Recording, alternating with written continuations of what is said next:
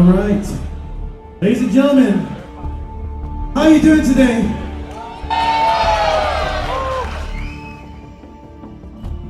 I said, Vainglory community, how are you doing today? Welcome again to the 5v5 pre-launch event. Audience, I'm here to make sure you guys know what you're supposed to do.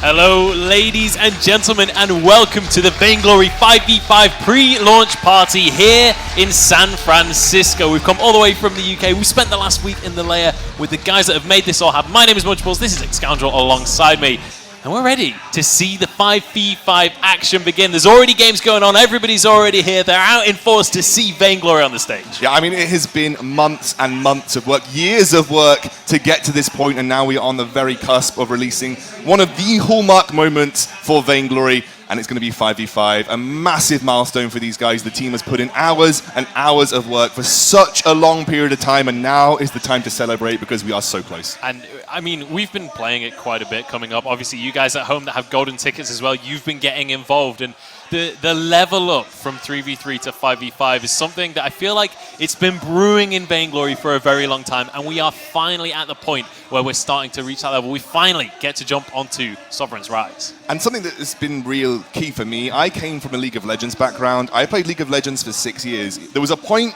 in League of Legends where I clicked and said, this is an awesome game. This is a bloody awesome game.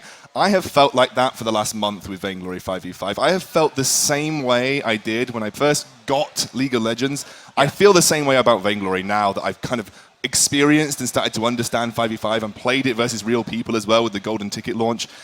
Emotionally, the way that I feel when I complete a game, the way that I feel when I'm on Sovereign's Rise, it feels the same way for me now, and that's a big thing. I just saw on the screen the game was about to end, but the Vein Crystal survived on a sliver of HP. The game is still going on behind us. We've got some devs against community playing on the stage right now, but you're absolutely right. 5v5 feels so good. You guys at home, just a few more days to wait. We'll be announcing the official launch date of 5v5 later on in the show here today. We're going to be talking about some other stuff as well. We've got a couple of fun announcements coming your way. We've got a lot of news coming in terms of the future of Vainglory and what 5v5 has to offer you guys, and a couple of partnerships and things like that as well. There's a lot to talk about, and one of the big things I want to mention before we get on into the announcements is how beautiful 5v5 is. We're going to be showcasing some of that later on today, but honestly, the SCMC guys have done such a wonderful job with Evil. 120 FPS, crazy amount of polygons that I can't even remember the number of, but I'm sure Christian will let everyone know. It has been hours and hours of work, and to achieve something like they have on a mobile device is just ridiculous, like absolutely ridiculous how you can achieve that kind of level of, I guess, beauty. Because when you step onto Sovereign's Rise the first time, you just see it. You just say, I'm looking at something that should be a PC game, that should be a high-level console game, but it's on my bloody mobile phone. Yeah. That's what it feels like. That's the key thing, right? Is it's on your mobile. This is literally the dream of so many people for so long. We are living in the future. We are finally living in the future. So you can get awesome, uncompromising mobile experiences on your mobile now. You no longer have to be tied down to your PC. The game has just ended behind us. Everything is kicking off. The crowd is going crazy as 5v5 is just around the corner. It is on the horizon. I cannot wait to kick off the day. I cannot wait to see everybody getting involved in 5v5. What, like a week away from launch? I just can't wait. I know, and things for me, when you look at the game itself, the strategy, the kind of level of complexity that it has brought, it has leveled up Vainglory from a really great 3v3 experience. We love and 3v support the 3v3 that we've had for the last few years, and it has been a sort of a paragon in terms of what you can achieve on a mobile device. We people saw 3v3 a few years ago and they said, this is the pinnacle. Like, we've hit the pinnacle. This is it. This is the best mobile gaming you'll get. I didn't know I needed 5v5 until I played 5v5. Yeah, and I'm like, okay, I don't know if I can go back anymore. Suddenly, someone's taken Everest and said, oh, wait, no, there's another Everest. It's actually just on top of Everest and it's 5v5. And that's kind of what it feels like to play Vainglory 5v5. Absolutely. All right, it's about time that we stop waffling about 5v5, and I think it is about time that we kick things off. So, without further ado, let's begin the show.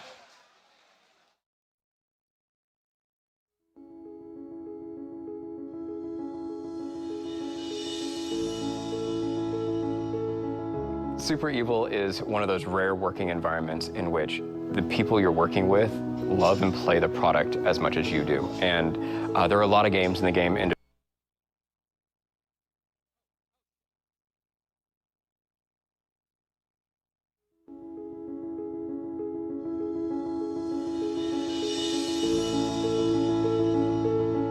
Super Evil is one of those rare working environments in which the people you're working with love and play the product as much as you do. And there are a lot of games in the game industry and a lot of really good games, but not everybody has that same passion as we've managed to cultivate here at Super Evil.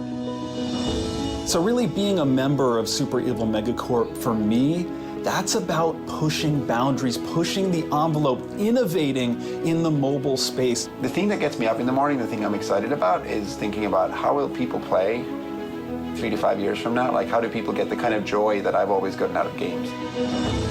Super Evil as a company gave me the freedom to be able to hire the best people, and then allowed me to give them a lot of responsibility.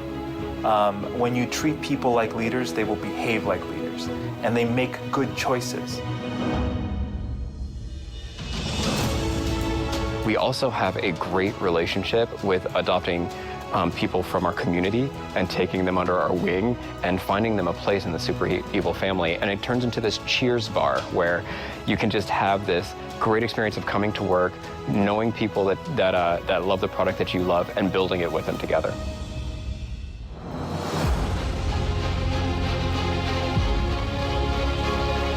Singapore and the World Championships was a watershed moment for this company. It has been so incredible to return to where it all began in Singapore with the Kindred Beta, to be surrounded by all of these amazing Vainglory community members who have been with us since the very beginning, since before the game was even called Vainglory, and to celebrate this moment, celebrate this homecoming with them has meant so, so much.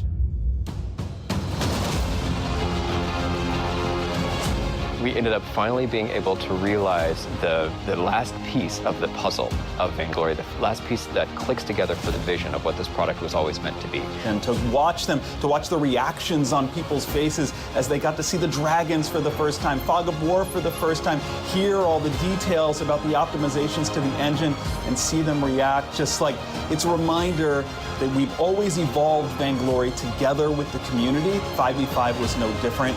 And it's just been so special to celebrate this with them together. Let's go play some 5v5! Getting lit up early on, and your first blood of 5v5 comes through. Lucky Bread with Shin Kaigen able to take one of SEA. Shin Kaigen goes down, Lucky Bread gotta get back, but he's outnumbered, surrounded by foes, and taken down. Their Black doesn't know what Big Red back over the wall. And can they stay alive? To the right, and Rich comes out, but it's not on the Bloodsy. Bloody's fallen. SEA have taken a massive advantage. They have not lost anybody, and suddenly Lucky Bread's left for dead. Shin Kaigen has fallen. SEA appear to be doing it at this point. They have the damage. Solar Storm comes on through. And why not? It just makes sense. SEA! And with 5v5, we can just take it to that next level and continue to try to be on the bleeding edge and kind of force everyone else to up their game on the mobile platform.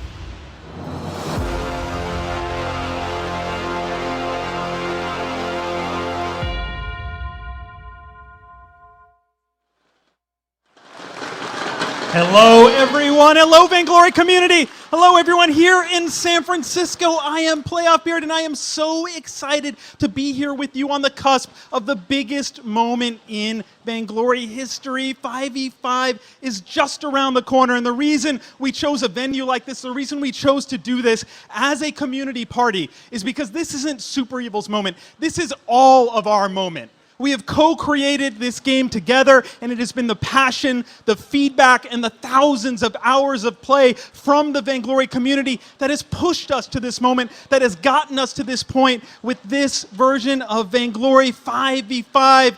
It's just about here. It's been an incredible journey, and I'd love to get a little bit of insight on that journey. I can think of no one better to help tell us about how we got here and where we're going from here than Super Evil's own CEO, Christian Ed the Shred Segastrali.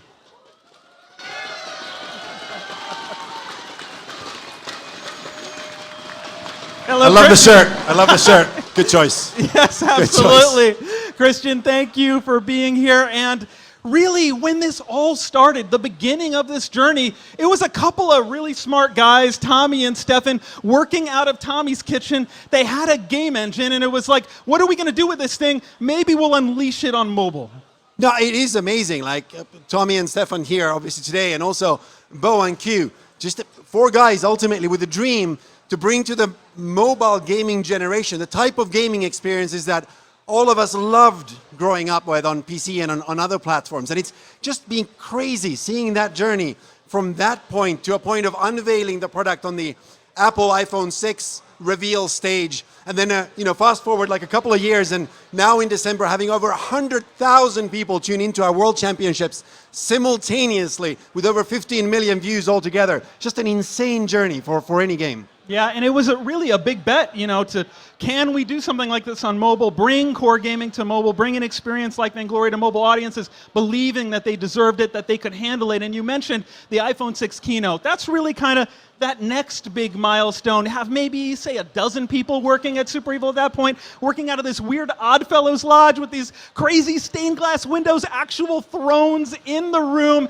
and this motley crew finds their way onto the Apple stage, the only app featured in the iPhone 6 keynote. Yeah, it was an insane moment. I think in lots of ways a huge moment, obviously, for Super Evil Megacorp and for Vainglory, but also a really big moment for mobile gaming as a whole, to be able to bring a fully fledged mobile multiplayer experience onto devices at 60 frames per second, rendering over 1.3 million polygons onto the screen, with a kind of strategic tactical depth that you'd expect from a PC level game, with the kind of control accuracy and just investment in polish and the kind of detail that we as gamers crave. And it's just a big moment. I think a lot of people took notice as a result. But to have been able to come from there to here has been really cool, because we didn't truthfully know. We loved playing the game, but we didn't know if anybody else would love playing the game. And that's obviously a scary place to be at the time. But having then seen millions and millions of people take up Vainglory, and for this community to have grown so much in our player base, in our certainly the esports audience, and everything else has just been incredible. And really, you kind of touched upon this, but the market has really moved in our direction. More core gaming coming into the space. The audiences have really shown an appetite for it. And really, when we started with 3v3, we did that for a reason, and now we can do 5v5. Can you talk a little bit about that, the choice then, and taking us to now? Sure. When we initially released 3v3, it was really all about watching how mobile gamers were playing on their devices, and also looking at what the technical limitations were at the time. This was a time when the vast majority of gaming was casual on mobile. Now, every other game platform in the world has converged on multiplayer play as the primary form of gaming, but mobile hadn't really heard of it even yet. So we wanted to create an experience which is an amazing start to multiplayer gaming, where you can get that control accuracy, that sense of polish that you can actually execute at 60 frames per second on these devices, that we ourselves would have wanted to play on the devices that were possible back then. And of course, that journey literally continued immediately for us in terms of working out, how do we realize our real dream? How do we realize the dream of building the absolutely unapologetic core experience onto mobile? How do we bring the Canon format, the 5v5 format, onto mobile? And through tireless engine optimization, lots of design work, lots of artwork, it's just been an incredible journey to finally be here to be able to unleash it onto the world. Yeah, so the hardware caught up, the engine got improved, and the audiences showed up. Everything really kind of coalesced into this moment. Now, that kind of takes us to the present. Now, the development of 5v5 itself, that was a crazy journey in on its own right. No, that is right. The amount of engine optimization, 5v5 in some ways has been in development ever since the release of 3v3, in terms of the pushing forward our technology engine, our evil engine, that ultimately pushes out all that performance that you get in Vainglory, as well as the control accuracy and the overall polish and the feel of Vainglory. And that underlying tech has been in development for a long time, and perhaps the building 5v5 as a game mode now has been in development for just over a year. And it's been really crazy, both in terms of all the gameplay innovation. We tested out literally tens of different map configurations, settled on one, and then ultimately watched it kind of build out from there, which is really fun. Yeah, and absolutely. I actually think we have some footage we can show of that Sovereign's Rise map coming to life. Yeah, let's take a look.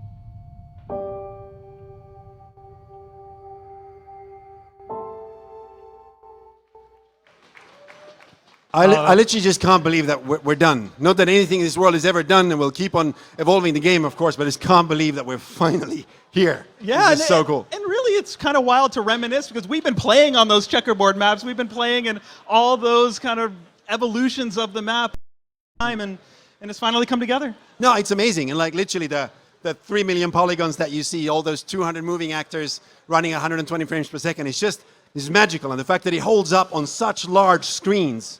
You know, on literally, you could play it on 4K large screens, and it would hold up just as a PC game or a console game would. It's just an incredible testament to the work of the artists and the programmers and the engine guys and everyone else. And you guys deserve a drink today, so that's great. But one thing, I will say this. We talk a lot about graphics. We talk a lot about performance, about controls, and all of those things are really important. But as games industry craftswomen and craftsmen, we care about quality across the board. And one of the things we have not talked about is audio and music. It's true, and I think you snuck a little something in under the wire that our players are going to like. Yeah, no, absolutely. Because on the Sovereign's Rise, in 5v5, we are bringing in a whole new soundtrack, a whole new score to Vainglory. And in fact, we've been working for a long time with an incredibly talented composer called Joris de Man, who's best known for his work on the Killzone franchise, on Horizon Zero Dawn, and he in fact won the 2017 Best Game Music Composer Award, or Composer of the Year Award. And we've been working with him on bringing Sovereign's Rise really to life. And as you guys know, Vainglory has adaptive music. So that means that every score is different. It evolves depending on how you play, where you are, what you're doing. When you're on the spawn platform is different from when you're fighting a dragon. But I really wanted to play some of it for you guys because it is the graphics are important, but ultimately it's about the whole experience. So here for the very first time, I'd love to play you a little bit of the 5v5 soundtrack. I haven't even heard this whole thing. Everyone, just close your eyes for a minute. Take this in, listen. Let's take a listen. Yeah. The Sovereign's Rise.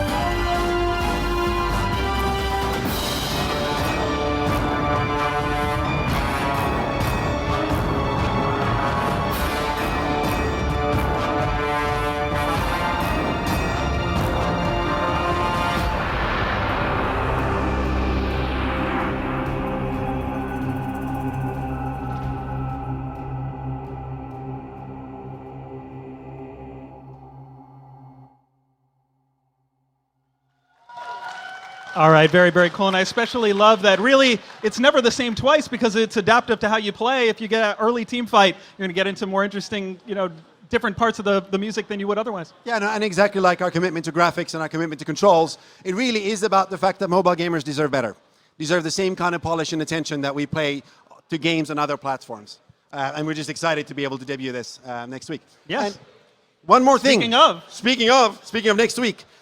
Today we are finally confirming and announcing that 5v5 will launch on February the 13th. That is next Tuesday for all of you guys. So there it is. Confirmed.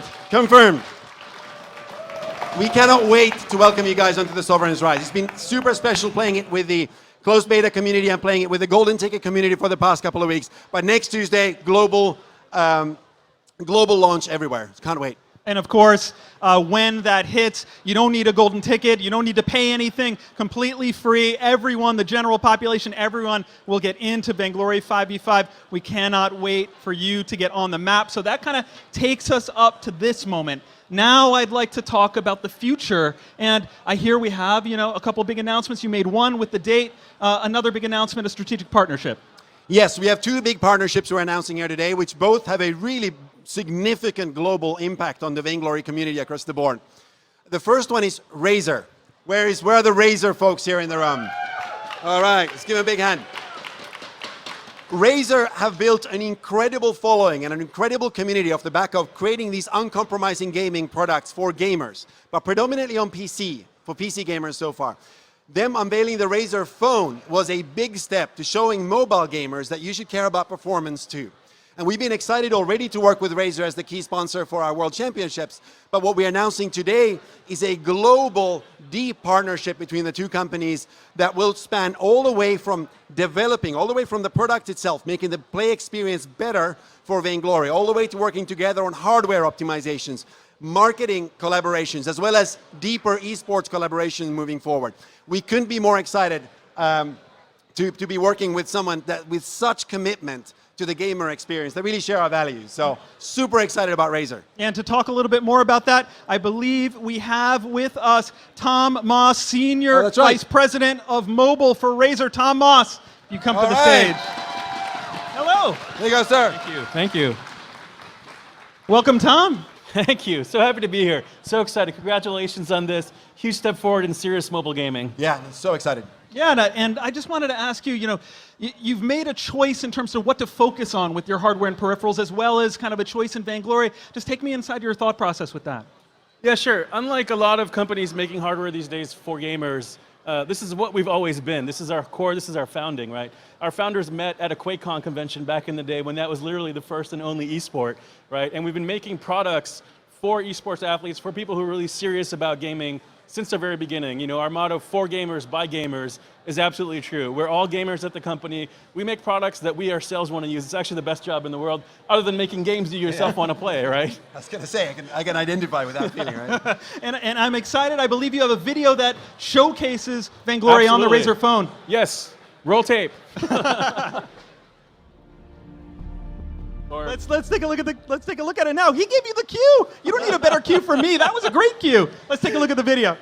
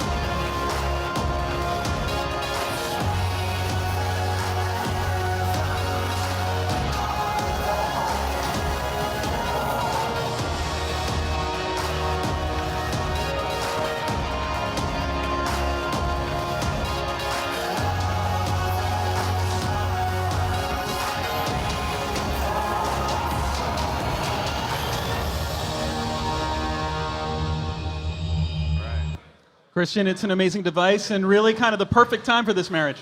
No, it is incredible. It literally, I think, also shows to the world, like the thing, we're so excited about Razer in general because it shows to the world that mobile gaming is evolving. It is no longer just about casual experiences. Gamers should expect the kind of performance that they see on other devices. And the fact that Razer is so all in when it comes to the future of mobile gaming is just really exciting to me as a gamer, let alone a maker of Vainglory. And Tom, if people are interested in checking out the Razer phone, either here in the building or out in the world, what should they do? Yeah, so we actually have some hands-on devices.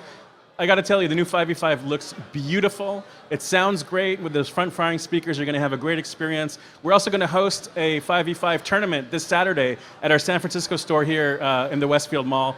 Excited for all of you guys to come and check it out.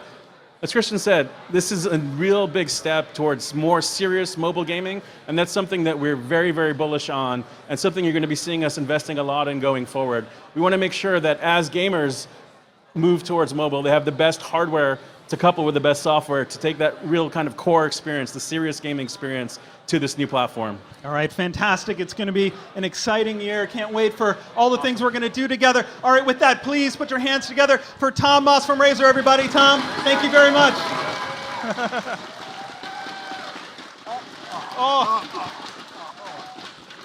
All right, Christian. That's okay. You will shake my hand at the end of this. Of course. You sign my paychecks. All right.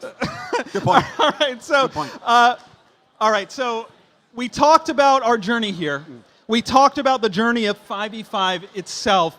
But, you know, the people on Reddit especially would kill me if I didn't try to pin you down on what's next for Vainglory 5v5. You know, update 3.1, 3.2, kind of what can players expect moving forward now that we're kind of landing this big plane? Yeah. So 5v5 is obviously a huge deal. We literally think of it as almost an entirely new game. Yeah. Obviously building on the same characters, building on the same mechanics, the same engine, but it fundamentally feels incredibly different. In some ways, it's a new beginning, and it really is a beginning for 5v5. So, and we're already hard at work. The team's already hard at work at building the feature set that we know 5v5 deserves. And that will start with paying a lot of attention to communication, paying a lot of attention to things like a ranked queue. 5v5 will launch with a casual queue next week, but we're looking to add a ranked queue to it as soon as possible.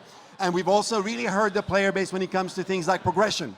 How do we make sure that you feel good about? We already added some levels to the game, but we will be paying a lot of attention to the out-of-match experience in such a way that every match feels rewarding to play. So just lots and lots of work to do across the board, but just exciting to get it out there and start playing. Yeah, in some ways it's really just the beginning. It's going to be a wild ride from here with Vainglory 5v5. Christian, Ed the Shred, Segastrali, I'll take that handshake now, sir. You will take that handshake. Thank Wonderful. you Thank very you so much. All right. And thank you guys, again, one last time. Thank you guys so much for coming to celebrate with us. We really appreciate it, and thank you for being with us on this journey. It really, really is magical. All right. Thank you very much. Everybody give it up for Ed the Shred, please. Thank you.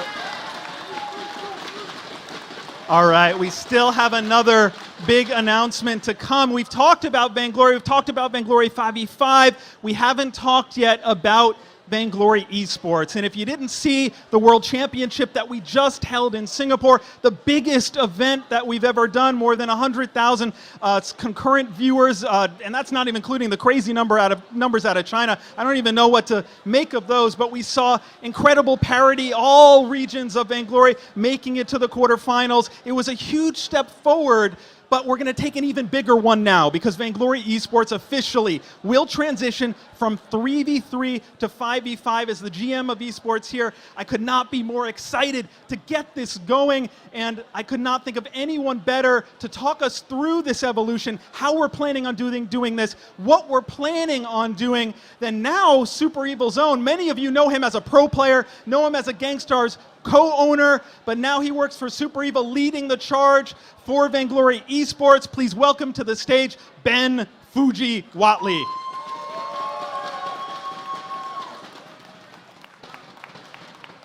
Hello. Hello, sir. And Ben, I mentioned it, at the top, but you've really been in kind of every role now for Vainglory. It's got to be a pretty interesting moment for you. Yeah, I mean, it's kind of crazy to be here tonight. I mean, just looking out at the crowd and everyone who came to celebrate, I never would have thought that 3 years ago when I was playing in the first Ringo Gold, I don't know if anyone in here was in that tournament, but that this is, I think we had a hand over here. There we go. Big pause. That we would be here tonight celebrating not only the next evolution of Vainglory as a game, but also just building upon years and years of learning. And such a small developer like SMC, I was super attracted to come on board because you guys are doing so much, and I just had to be a part of it. I had to be part of the future of gaming, and mobile's where it's at, baby. Yeah, the mobile is where it's at. And so in terms of the evolution of Vainglory Esports, kind of in the beginning, we started with these really big 128-team March Madness style brackets just because we wanted to see who was out there. You know, do we have an elite cusp of players who can even turn Vainglory into an esport, kind of evolve from there into the Vainglory 8, focused on getting that structure to the entire world, which we saw immediately elevated the level of play across the world. And now it's time for this transition into 5v5. And you have been thinking day and night about how we should evolve the structure and the format itself to meet this moment. Yeah, I think what's important for us for 2018 and beyond is that we don't just have a game that people can play, a game that is just fun, a game that people kind of tune into and then tune out of. It's something more than that. It's the storylines, it's the ambition, it's the effort, it's the energy that our players put in that really surprised, I know, SCMC early on. It's like everyone's like, we want an esport, we want a spectator, we want to compete, we want tournaments, and we're like, okay, let's do it, right? And now with 5v5 coming out, I really want to make sure we evolve the esport into a place where when people are committed to doing their best, we're able to showcase their best. We're able to tell these stories. We're able to show the world that this game is no different than any other game you would play on PC, on console. The level of competition, the skill required to be that top team, the top player, is just the same. And I can't wait to really dive into that. All right, so what are we doing? What are we doing? So first, I'm happy to announce that I can tell you guys officially today that the start of Season 1 of Vainglory 5v5 will commence this June 2018. Also, yes, June may feel like a little bit of time away. We will enter with a pre-season to the official start of Season 1 in June, and it is now known as the Vainglory Premier League. No longer Vainglory 8. We are evolving into something bigger, something more global, something more expansive, and with a new map and a new game mode comes a new esport brand. Yes, and with such a big endeavor, with such a big undertaking, this is something clearly we could not do alone. Yeah, absolutely. We cannot do this alone. And it's when you try to find the right partner to produce an esport for your game, you have to capture the community, you have to capture the content and all those other components that people really care about. And we think we've found that partner. We know we found that partner. And this is not just for 2018. This is for this year and many years to come. I'm happy to announce with ESP Gaming, based out of Las Vegas, they will be our official production partner moving forward. These are some amazing individuals, and we actually have one of them here tonight, Jeff. But before we bring him up, I think we might have something to show everybody. All right, let's take a look at that. Taking a look. Biggest update that Vainglory has ever seen. We're all gamers, through and through. Because mobile gamers deserve better. I'm glad you're as excited about it as I am.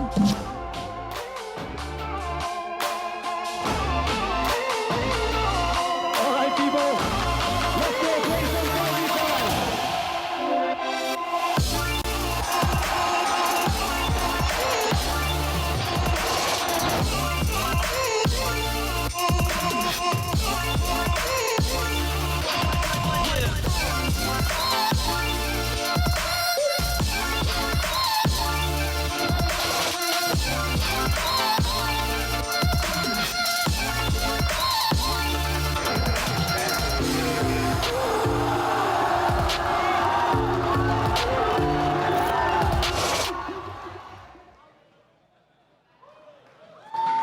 All right, and I'm particularly excited for this partnership because, you know, at Super Evil, we really kind of pride ourselves on being masters at our craft. ESP, these folks are really masters at their craft. Been watching them with World Series of Poker, with the X Games, with the Olympics. These people really know what they're doing. They're bringing in people who really know Vainglory, and of course, we'll spend time spinning them up on that as well, but to really get the best of the best so that we can present our game in the best way possible, it's going to be a big step forward.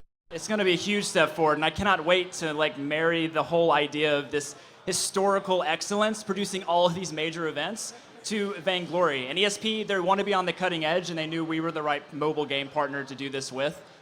So let's invite somebody up to the stage. Let's do that. I'd like to welcome to the stage now ESP Gaming President Jeff Laboon.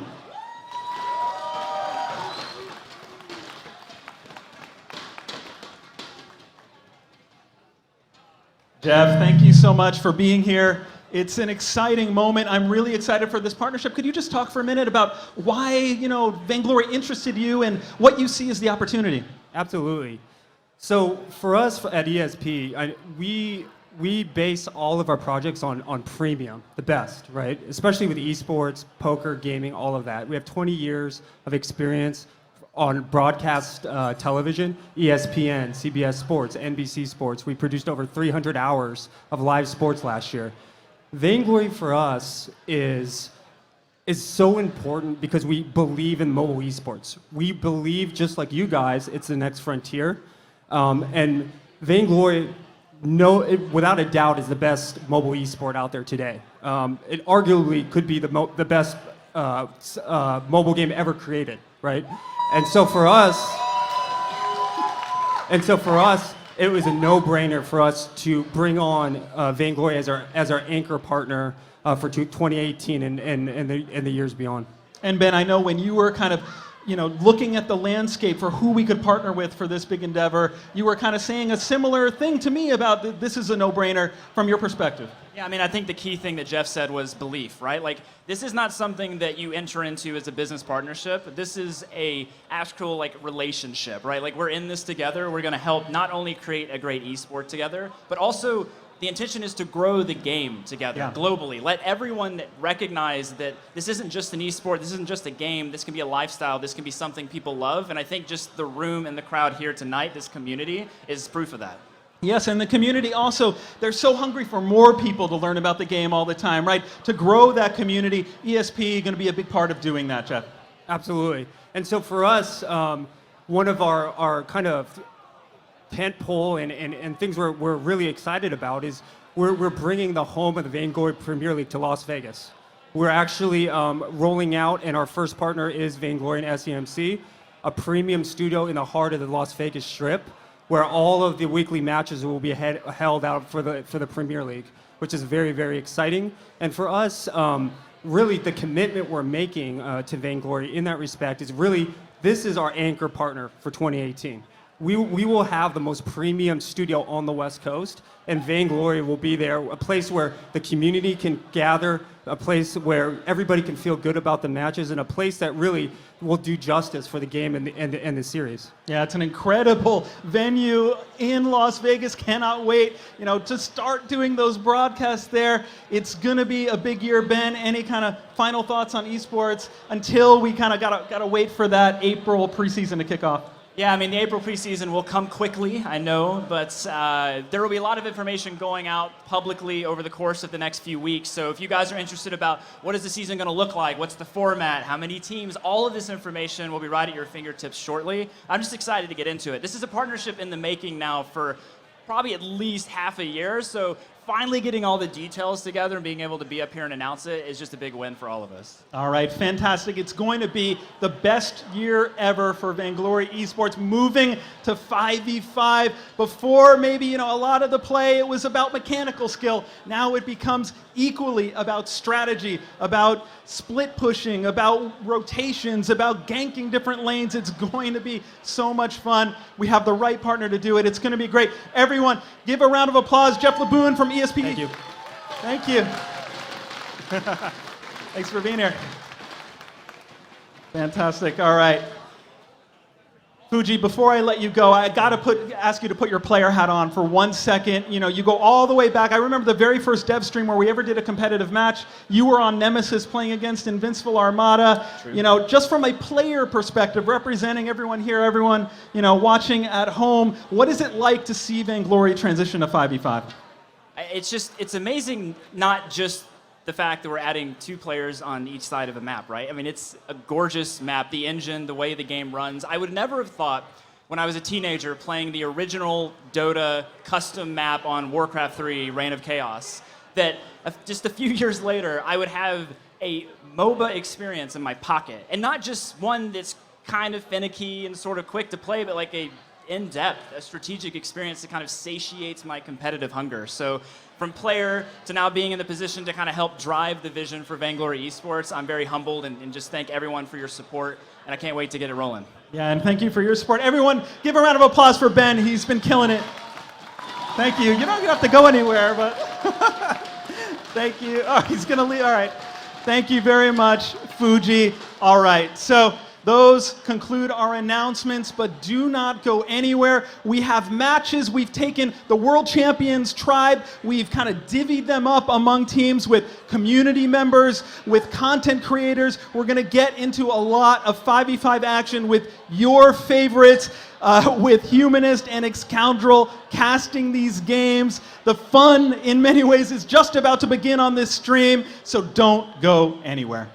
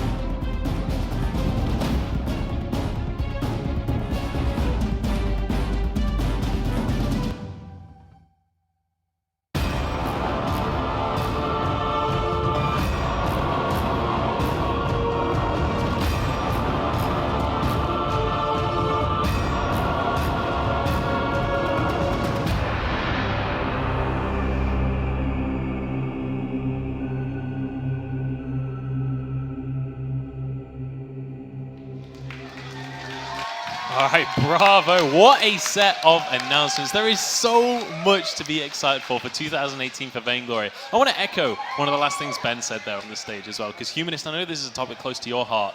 We're living in the future right now. We can have a full 5v5 uncompromising MOBA experience in our pockets. Absolutely. I mean, I've been a MOBA fan forever. I started with Dota. I think Ben said the same thing. And you go back, I don't know how many years, and the idea was like, okay, I'm stationary, I'm at home, but I'd love to have this experience in my pocket. That's where we are now, and it's just incredible. We're living in the future, man. We are living in the future. Well, we have some games coming your way now. It's time to kick off with some 5v5 shenanigans. We have 3 teams of pros, devs, and a couple of community members as well that are going to be stepping on the stage over the course of the next couple of hours. We're going to have 3 5v5 matches. See which team can take the trophy here today, or the metaphorical trophy at least. And there's no real trophy, Munchables. There is no real trophy. We've got Team Churn, we've got Team Sovereign, and we have Team Halcyon that are going to be stepping on forward. And we'll be starting off with Churn up against Sovereign. Now, let's start to talk a little bit about what we're expecting to see here in 5v5, because, you know, there's a lot of expectation here. A lot of people have been playing, but, you know, only the golden ticket holders. There's a lot is about to be unveiled in terms of gameplay. So it's really interesting because obviously we as a community and we as the players right now have the chance to forge what the 5v5 meta is going to be like over the next few months. And the guys that you're going to see play now are going to be testing the waters, bringing things out, seeing what works, seeing what doesn't. And what's really important to note is that this is all achievable. Whatever you want to try and strategize, whatever you want to try and bring to the table, it is achievable on Sovereign's Rise in the 5v5. It is that uncompromising PC MOBA experience where there's no bars hold and strategy, anything like that. That is what you can get on Vainglory 5v5. And we're going to start to see the very beginnings of that right here with the first kind of semi-competitive matches. Yeah, absolutely. Now, I'm going to talk you guys through the teams here as I'm going to fully sell out and pull out my Razer phone to talk about them. Get it, man. We have, on Team Churn, we're going to have $2,000 in the bank. Xenotech. We've got Dienzio, Hami, Von C, and Sweet Generous going up against them. Team Sovereign, we're going to have Aloha, Rumbly Superset, Excelsior, T-Tigers, and Flash X. That team's pretty stacked, too. That's a pretty stacked team. That's 2 really, really strong teams coming out. I mean, they did say they're mixing the world champions with some high-level content creators and devs as well. So. Now, I am going to drop a little bit of flame, though, on one of these 2 teams. Team Churn, we've got Dienzio and Suijay combined. Now, the last time those 2 played on a stage, they lost to a European team. I'm just going to throw that out there. Suijay probably hates me. Maybe Europe's going to be rooting for them. I mean, you don't know. Maybe Europe will be on their side. But before we do jump on into the game, Flash X is going to be playing in this one. And yesterday, we spoke to Flash X about how he feels about Vainglory 5v5.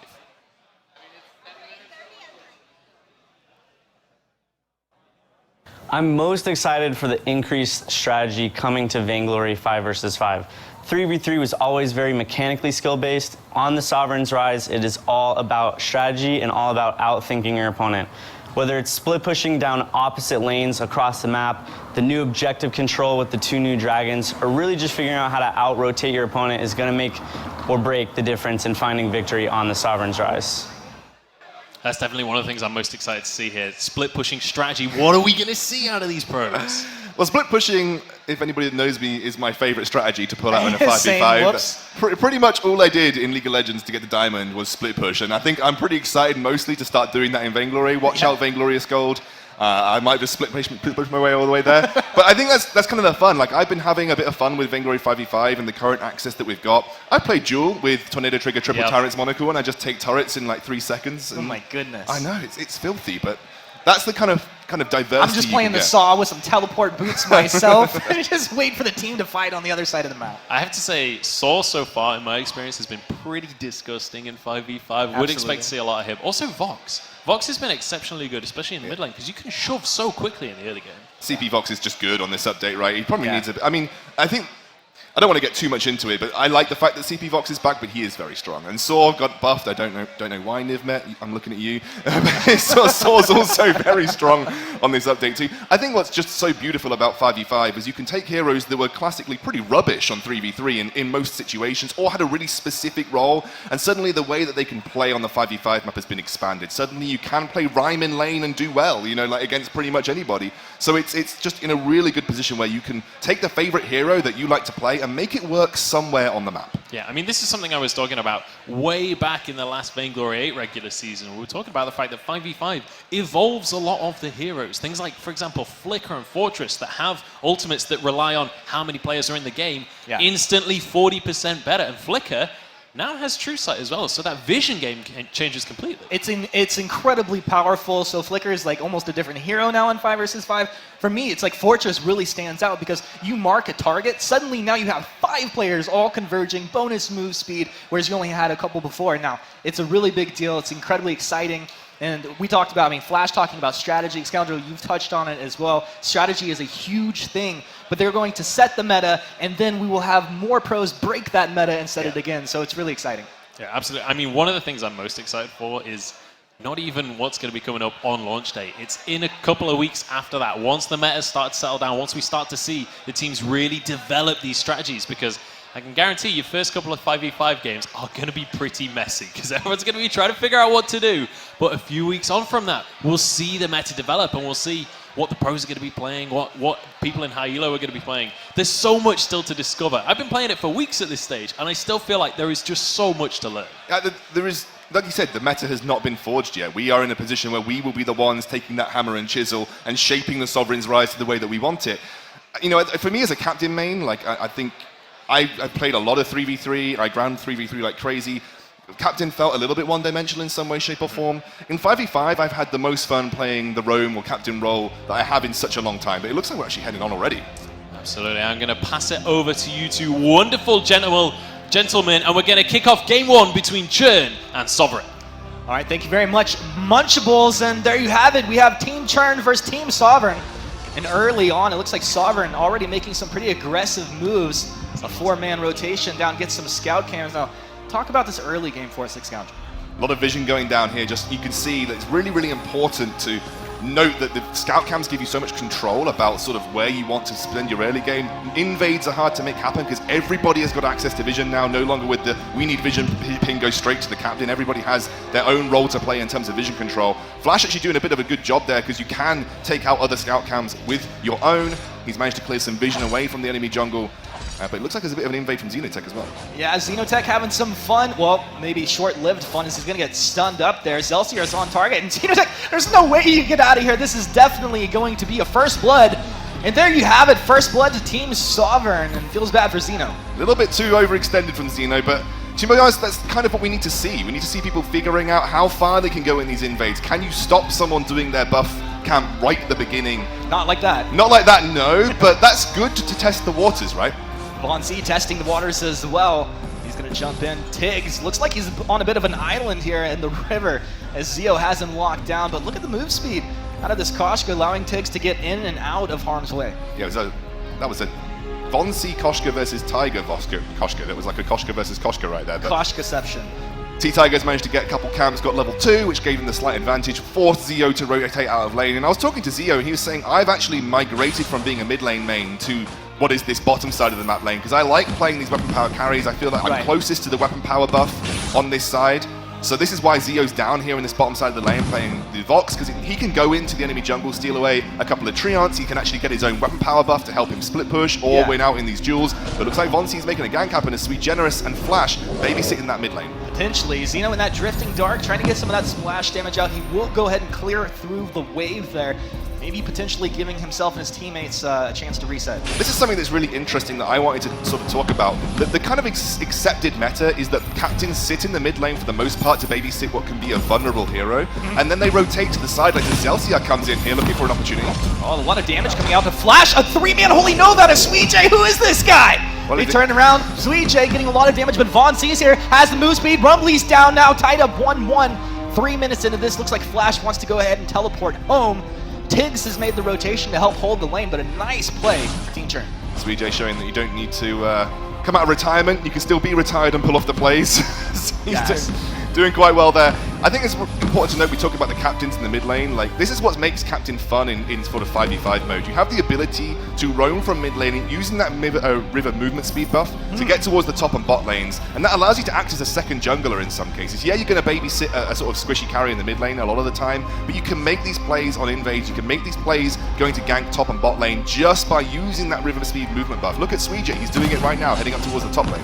Yeah, Suijay making that rotation up, but a little bit of an engage down in bottom. Looks like it's going to be okay. Takes more of a research mission right now. And Suijay has seen that they were putting so much pressure on the Alpha, Zelsia's Alpha in the top lane. He has now rotated up to threaten a tower dive because they have a big minion wave stacked towards the top lane, and they're looking to put pressure onto Zelsia, and if not, try and get pressure onto the turret. You can see here, it's what they're going for. Oh, Zelsia dropping incredibly low.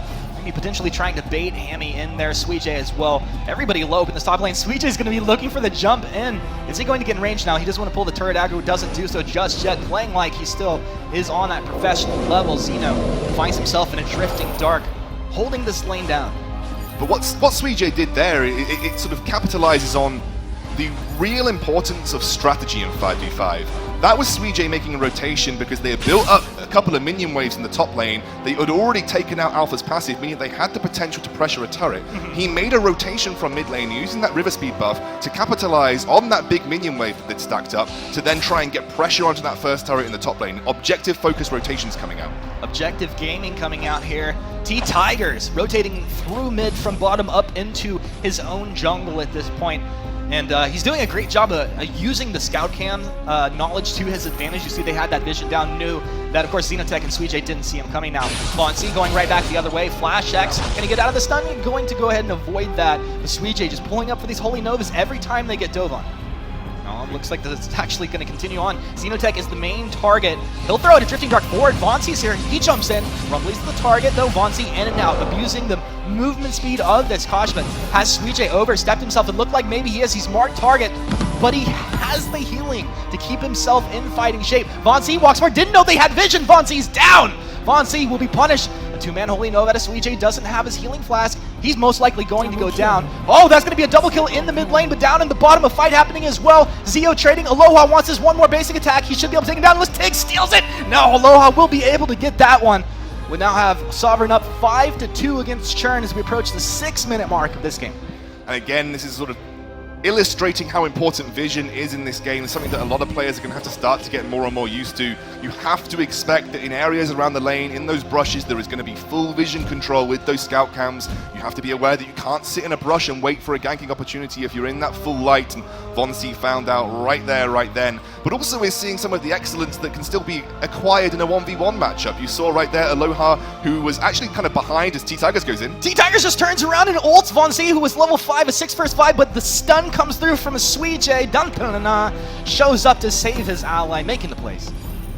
Absolutely, that was just Suijay. Also, that was T-Tigers trying to get out of that situation with his ultimate, trying to burn it to put some pressure onto Vonzi, but he had that flask, so there was no way he was going down. And Suijay, again, really key on these rotations. I've been very impressed with the way that he is rotating across the map like a captain or a roam should in this situation, and try and support every single member of his team. It's not just about sticking to that one lane. Suijay's doing a really good job of that as Zelsia comes in. Yeah, there's potentially an engage happening in the river around mid lane, but down in the bottom as well. Zeo zoning Aloha, who was trying to make the rotation up. That glaive can really be disruptive. But strategically, a lot of important things happening here in Scout. Top lane right now, it's Hammy just shoving it in by himself. He's had a lot of opportunities to push onto this turret. It's very close to going down. I think Hammy's going to get the first turret of the game as Zelsia comes back upwards, but Hammy is in a really strong position right now. Is he? I mean, Zelsier does have his ultimate. He's going to pop that healing flask. He's still on Hammy. Hammy trading here. Not going to back down at all. He stands his ground. He's got some fish food. Zelsier popped into his infinite reboot, but oh no! Zelsier's teammates shove. They're going to be able to find that kill. They committed a lot of members to that though, and you can see Xenotech in the mid lane shoving that in. He gets some opportunity to put pressure on that mid lane turret. It was a good rotation though from Sovereign. It looks like they're actually going to commit pretty heavily to this top lane. Suijay's doing the correct thing though. He's going to try and tank that minion wave, clear it out so there's not an easy counter push for Sovereign. I've really been impressed with the way that Churn have been reacting to pressure on the map. Sovereign have been kind of moving as a team better, trying to capitalize on pressure that way, but individual members of Churn have been reacting, doing the right thing at the right time. Actually, what you've seen from Hammy is a perfect example of split pushing. Right. While the rest of the team was elsewhere, he had that opportunity after winning pretty heavily in that 1v1 lane to go and push up towards an objective, which is what a split pusher is designed to do. Once those members committed like 3 members to come and kill him, that was pressure that was relieved elsewhere on the map. That gave Zeo some breathing room, that gave Zeno some breathing room. Pretty hectic otherwise. So that was exactly what you need to do with split pushing, and Hammy showing that even you could do it on this game mode with CP Lorelei. Yeah, that's pretty cool. In fact, I mean, it's Hammy just standing his ground in that lane while his team is pressuring elsewhere. Him standing his ground then allows pressure to be relieved elsewhere. It's really cool as the strategy starts to unfold here. Zeno standing his ground in mid lane. He'll be in the Drifting Dart, trying to zone out in the mid, but this is maybe the engage up top. Sweezer trying to find one stun, jumps in onto Hammy. Hammy's not able to block off that Yummy Catnip Frenzy. He will be getting a massive burst of healing, though. Now Zelsier has to tuck tail and run, pops the Termination Protocol.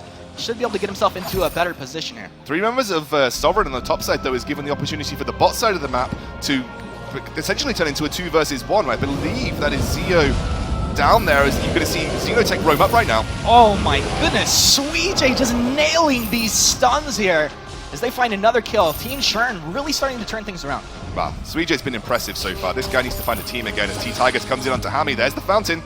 T-Tiger is playing with fire in a 3v1 situation. Very aggressive, but one of the best Koshkas in the world. He's right back in. He'll dodge out the stun out of Sweej. Predicts that one. Healing Flask popped.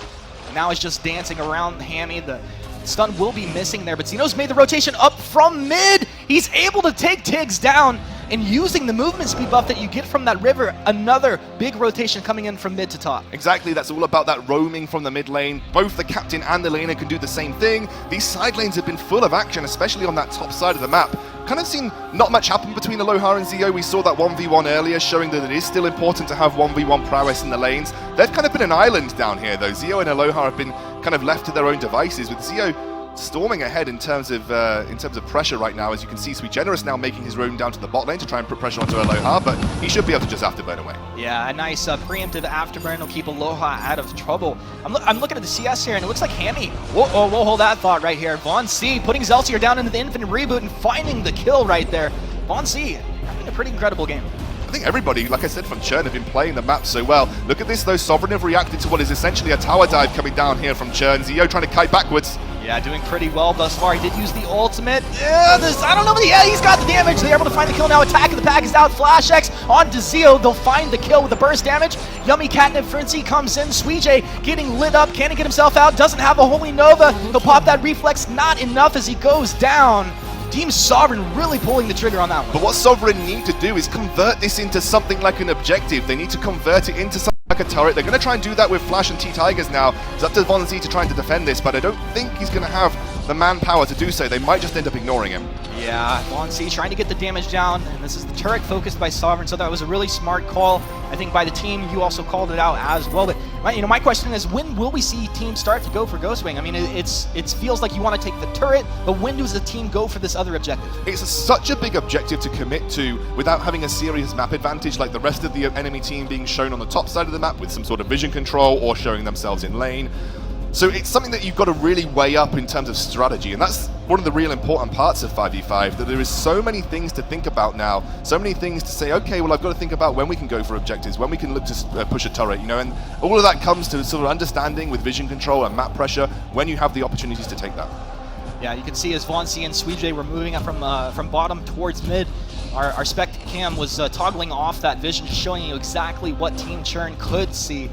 Of course, Sovereign doing a good job to stay inside that fog war. Now, Von C actually jumps in, and I believe he was able to get that gold right there. Holy Nova comes out, stalling up, and Tiggs using the healing flask to find an intervention. It's not enough! There we go! A big stun coming out now. Flash, you're on the run. Zelsier dropping low as well. He got that healing flask off just in time to stay alive. Aloha finally gets into position to team fight in mid, but the fight's already over. Rotations from Churn have just been so slick. Someone is doing the shot calling here because all of the teams seem to be on the same page. You feel like Sovereign are lagging a little bit behind. Suddenly, Churn enact a plan to push onto this mid lane tier 1, take it off the map. They did it by getting that deep jungle invade, putting pressure onto the Sovereign jungle. The rest of the team was then able to back up and take that tier 1 turret as it's been pushed up by Zeno, by Dienzio previously. It's really good map strategy, and you can still see Hammy in the side lane split pushing. Hammy has barely joined a team fight if it hasn't been on the top side of the map. He is consistently creating pressure up there, showing that an individual can have this much impact on a team game. That's what 5v5 enables. Everybody has their own individual impact. Uh-oh, Sweet is going to be able to get out of that very dangerous situation as Sovereign kind of converged into that item shop area. The scout cams are down. Both teams are going to go ahead and fight for vision here. So important. You do not want to be caught out, and it looks like Team Churn has done a good job to secure the bottom half of the map, but the mid vision definitely controlled by Sovereign right now. Xeno in that drifting dark, trying to zone out, keep his turret alive. Attack of the back comes out of Flash. He's going to try and zone here. Sweetjay, he uses the Holy Nova, but maybe a little bit too early as the wait for it comes on through. T-Tigers, he gets in there, able to find a kill, but he's dropping low. Yummy Cabinet Frenzy comes out. He goes down. It's a bloodbath here in the river. Team Sovereign lighting Churn up. They're going to go for Xenotech as well. Xeno, a lot of healing, but it's not enough. 4 kills come out to the 1 of Churn. And where is Hammy? Hammy's just pushing. He's just taking the top jungle. Just split pushing. This is the sort of the disadvantage for split pushing. If your team gets caught out in a 5v4, there's no way that you're going to win that. And that was a really good engage from Sovereign just there. I mean, look how beautiful this map is, Humanist. Every single detail. I mean, every single time I see this in this kind of angle, it is just breathtaking. How much time and love has gone into creating this. As Hammy makes it rotate down to the mid lane. Hammy showed up. You don't want to die here. Stun. He pops in an infinite. Are you going to really take him down? Hammy! Oh my goodness, he's playing lights out. He's going for 2. Is he going to be able to get a double kill in a 2v1 situation? Hammy's turned up right now. That's what happens. That is what happens when you leave a split pusher to do their job the entire game, generate 103 CS, the highest almost in the game. I think it is just the highest in the game. Yeah, he is. He has got a huge amount of gold. Dragon's Eye into a but he walked into trouble. He's able to ult himself, keeping himself alive. The stun does come in over on the stop side. Aloha goes down. What a turnaround out of Team Churn. Now Xeno, he's here in the drifting dark trying to get a splash damage. Tiggs, he's in. Tiggs, you're talking a lot of damage. The wait for it comes through with Zeo as he shows up just in time to turn the fight around the other way. Rumbly, he's going to try and kite back, but the damage is too immense as he falls. Lots of options right now for Team Churn. They can go for the Ghost Wing. They have a big minion wave shoving into that tier 2 in the mid lane. It looks like they're going to split their focus. It looks like Vonsi and Xeno and Sweetjay are going to take this Ghost Wing right now. They're going to leave Zeo pushing in this side lane, and they're going to allow that mid lane to naturally force Team Sovereign to react. This is a really clever move. It can be thwarted if Sovereign make a move onto Ghost Wing right now, but I don't know if they've got the vision or the manpower to be able to combat this. Yeah, you can see right there, they did not have the vision of Ghost Wing. It was going to be going over to Team Churn. It's always fun to just kill a dragon in games, but it's incredibly important. We'll talk about why it is so important in just a second here. Now Zelsier, he's in Determination Protocol. Is he out of range? No, he gets in there. A huge prime directive. They're able to take Vonsi down. Now with the attack of the pack out, Sweetjay is going to just try and buy a little bit of time. Sweetjay goes down. 2 kills for Team Sovereign. And it's pretty amazing. They're fighting the team that had that Ghost Wing buff. Yeah, I think that was a little bit of an overcommit from Vonsi because that Ghost Wing buff is supposed to be team fight heavy. Look at Hammy's damage right now. That is just straight up disgusting how much damage he's doing. Hamuel doing work in here. I love casting games with this guy down there. He's able to ult himself now, moving back. He's incredibly tanky, but he will go down. They bit off a little more than they can chew. Xenotech, I think you have to be careful if you're going to chase this, Samuel. Now, Zeo has showed back up, so I think Sovereign needs to go ahead and back up a little bit here. Yeah, Sovereign took a lot of damage there, but with Black Claw spawning, they look like they're going to try and commit maybe members here, or maybe even just bait it. They're kind of moving in, they're setting up vision for Black Claw, maybe throwing down that sort of the question to Churn, are you going to come and check Black Claw? But they've backed off now, so they're not going to be able to punish for it, but definitely something that Churn are going to have to be careful about because Black Claw is sitting there, and as we know, it's a bit of a pushing machine. Black Claw, once you take it, it allows you to siege so easily that mid lane, and once an armory goes down, that's almost lights out for a lane. It's such an important objective to try and focus on, and Black Claw helps you facilitate that really heavily. Absolutely, and that's why we can see those scout cams down around that pit there. Both teams want to know exactly what's happening now. Sovereign actually has a scout cam in the pit, and Churn doesn't know exactly what's happening, but they have an idea. They're going to move up. This is going to be heavily contested at this point. Xenotech's a little bit far behind, but it looks like Sovereign hasn't done enough damage quite yet. The Yummy Cat Frenzy is going to come out here. It locks up Tiggs. Tiggs jumps onto Xenotech, but he goes down. Now, can he kite back? No, it's not enough. It's going to be Tiggs down with Zelsier as well. Churn staying alive for the moment. Xenotech will finally go down. Churn has pushed Sovereign off. They're going to be, oh my goodness, they aced the whole team. I really thought 1 or 2 members were going to be able to get out of that one. Now, Churn move into the Black Claw, and this is a huge take for them. Absolutely. That was an overcommit by T-Tigers. He got caught out by the Koshka, didn't reflex block the Yummy Cabinet Frenzy, which allowed the entire Churn team to set up and try and chain their CC together. By the time T-Tigers reacted, he was already so low. He went this Shatterglass build to try and blow up Xenotech, because if Xenotech is a squishy, the Shatterglass build is supposed to facilitate heavy damage on sort of squishy targets, but he had taken too much damage by that point, and Xenotech had managed to set up his kite already. Black Claw goes down, Black Claw gets released, and suddenly a siege can start to take place. Or you can do what it looks like Churn are doing right now, which is now facilitate their pressure in the side lanes, let Black Claw do it himself, and then they have to respond to Blacklaw, otherwise they're going to lose turrets, and this means that Churn can now go to the side lanes and try and force more objectives. All right, so you got Suijay in mid with Blacklaw. Suijay's probably going to look for like a Holy Nova, set something up, maybe slow down the damage coming out of Sovereign.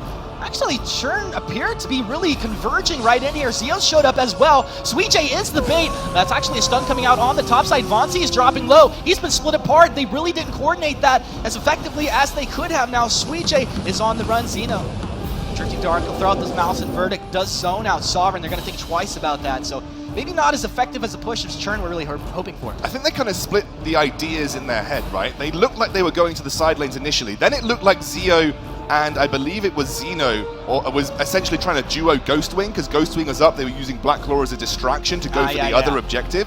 Then they all committed to mid lane, saying, wait, Blacklaw's not getting as much done as we want it to get done. Exactly. And then they tried to converge on it, but unfortunately Vonsi overstepped. The rest of the team were not in position to make that 5v5 happen. So that was just some split in terms of strategic decision making there, and actually resulted in Sovereign coming off really well off the back of what could have been pretty destructive for them. So head towards the 20-minute mark now. You know, a lot of times, like, even if it's not really the best decision to make, if you make the decision as a team and all make the same rotation or the same call, it's going to work out for you. And I think we just saw a little bit of hesitation out of Churn on that one. What is so great at this point is that there's been so many decisions and so many outcomes has been a result of a strategic decision as opposed to a mechanical decision that you see in 3v3.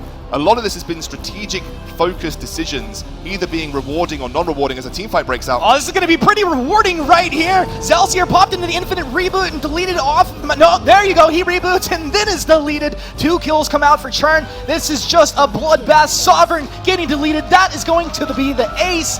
And now they're going to be on to the first base turret here. This should be game. If they do it correctly, they can push the game. Yeah, there's a very good chance. Now, did they just skip the armory? Did they take the armory on the way into the Vein Crystal? Yeah, you got to take the armory. So just take the armory and then push onto the Vein Crystal. This should be game. They've got a lot of time to work with. They can literally just push in, tank up if they've got their flasks available. This should be the first game of the evening going towards Team Churn. Ladies and gentlemen, looks like Churn's about to close this one out. It kind of feels bad as Sovereign's just about to respawn as their Vein Crystal is going to be exploded here. But hey, you know what? They worked hard, they tried their best, but in the end, Churn's going to come out on top. Yeah, that's right. Our first winners of the evening, Vonsi, Hami, Xenotech, Sweet Generous, and Dienzio on Team Churn. Look at that. I think they realized eventually, Humanist, that they just had a better teamfight composition. They've got so much AoE damage with Samuel. They've got great control with Lorelei, and as well as slowing down and speeding up the movement of their own team. Yeah. They have Zeo, who's pretty destructive with that build. They just realized, like, wait a second, let's actually just teamfight. Like, I know we had this split push Lorelei the whole game. Let's group as a 5 and just crush them because we have the better teamfight composition.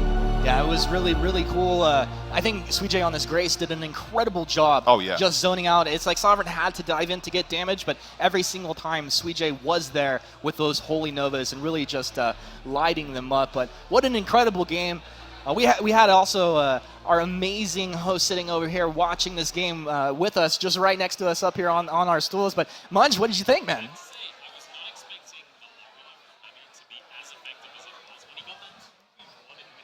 Was disgusting. Like, I did not see the amount of damage coming out in the way that it did. Like, once he had that alternating current along with the Dragon's Eye, his A was just shredding through health bars. I think what you can take from the whole game, though, is that obviously there was a little bit of unrefined diamond in the rough right there. Like, some of the strategies that were coming out were sort of like split. No one was really committed to what they wanted to do.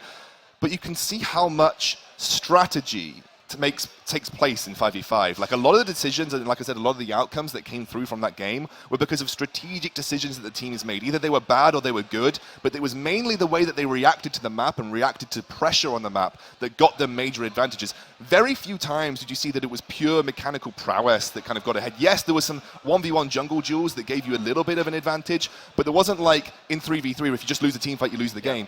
There were some team fights that were lost, but actually they got objectives on the other side of the map, so things kind of balanced out. You can see that there is a lot more substance and depth to this game mode, which is what makes it so exciting for someone like me, and pretty much everybody I think that were watching it. I think so. Just breaking it down and looking exactly what it can do, I was just sort of in paradise watching it. One of the things that I noticed across the course of that game as well is the difference between 3v3 and 5v5 when it comes to late game team fighting.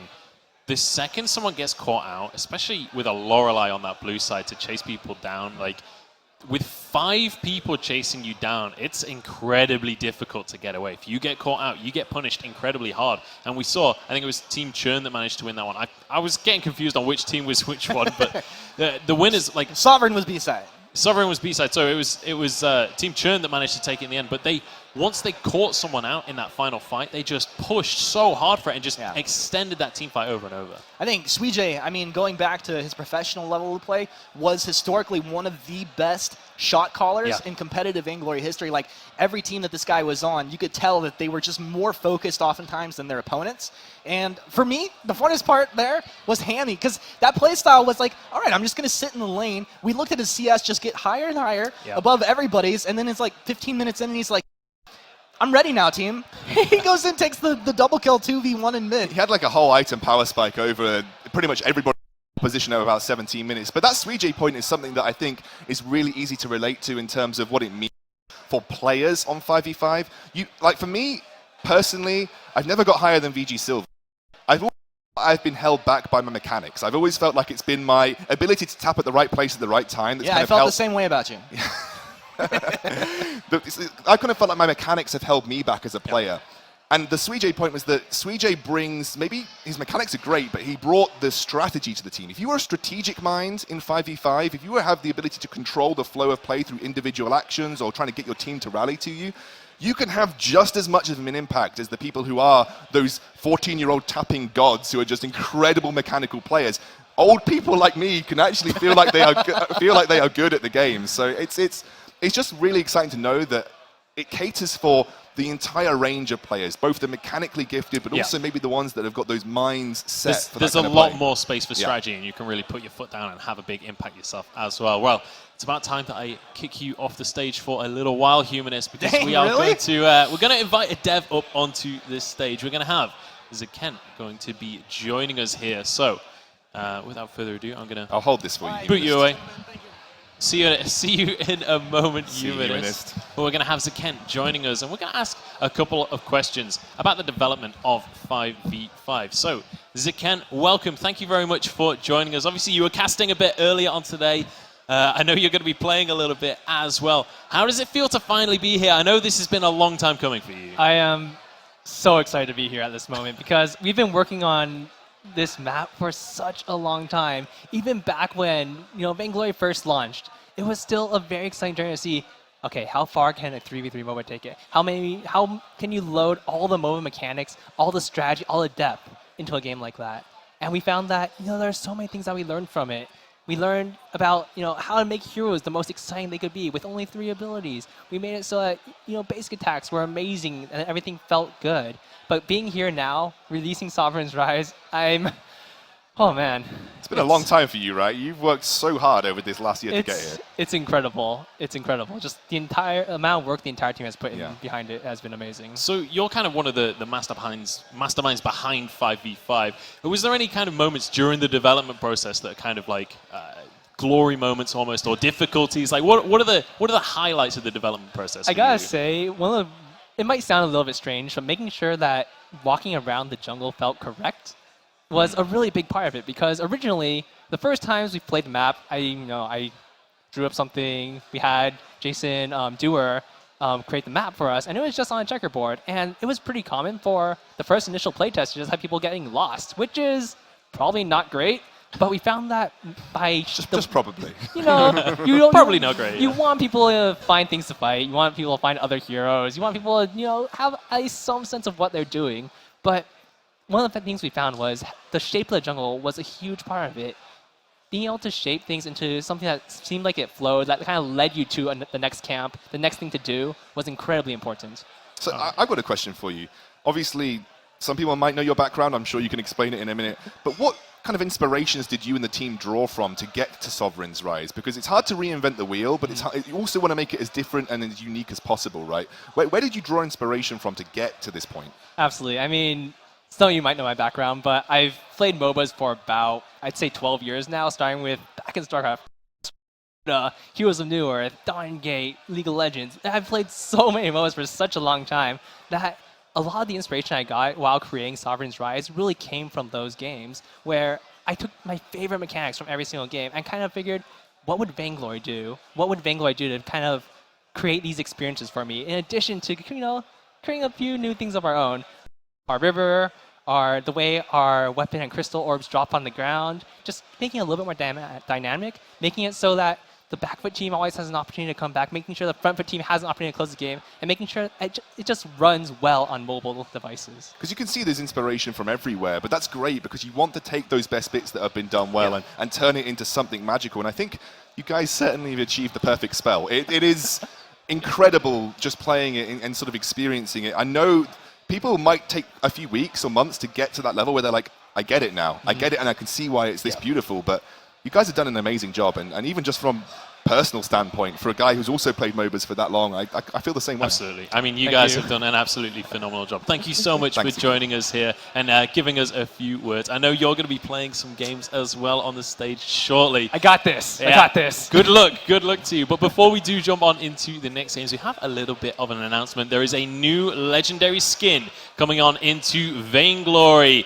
Vox on Ice.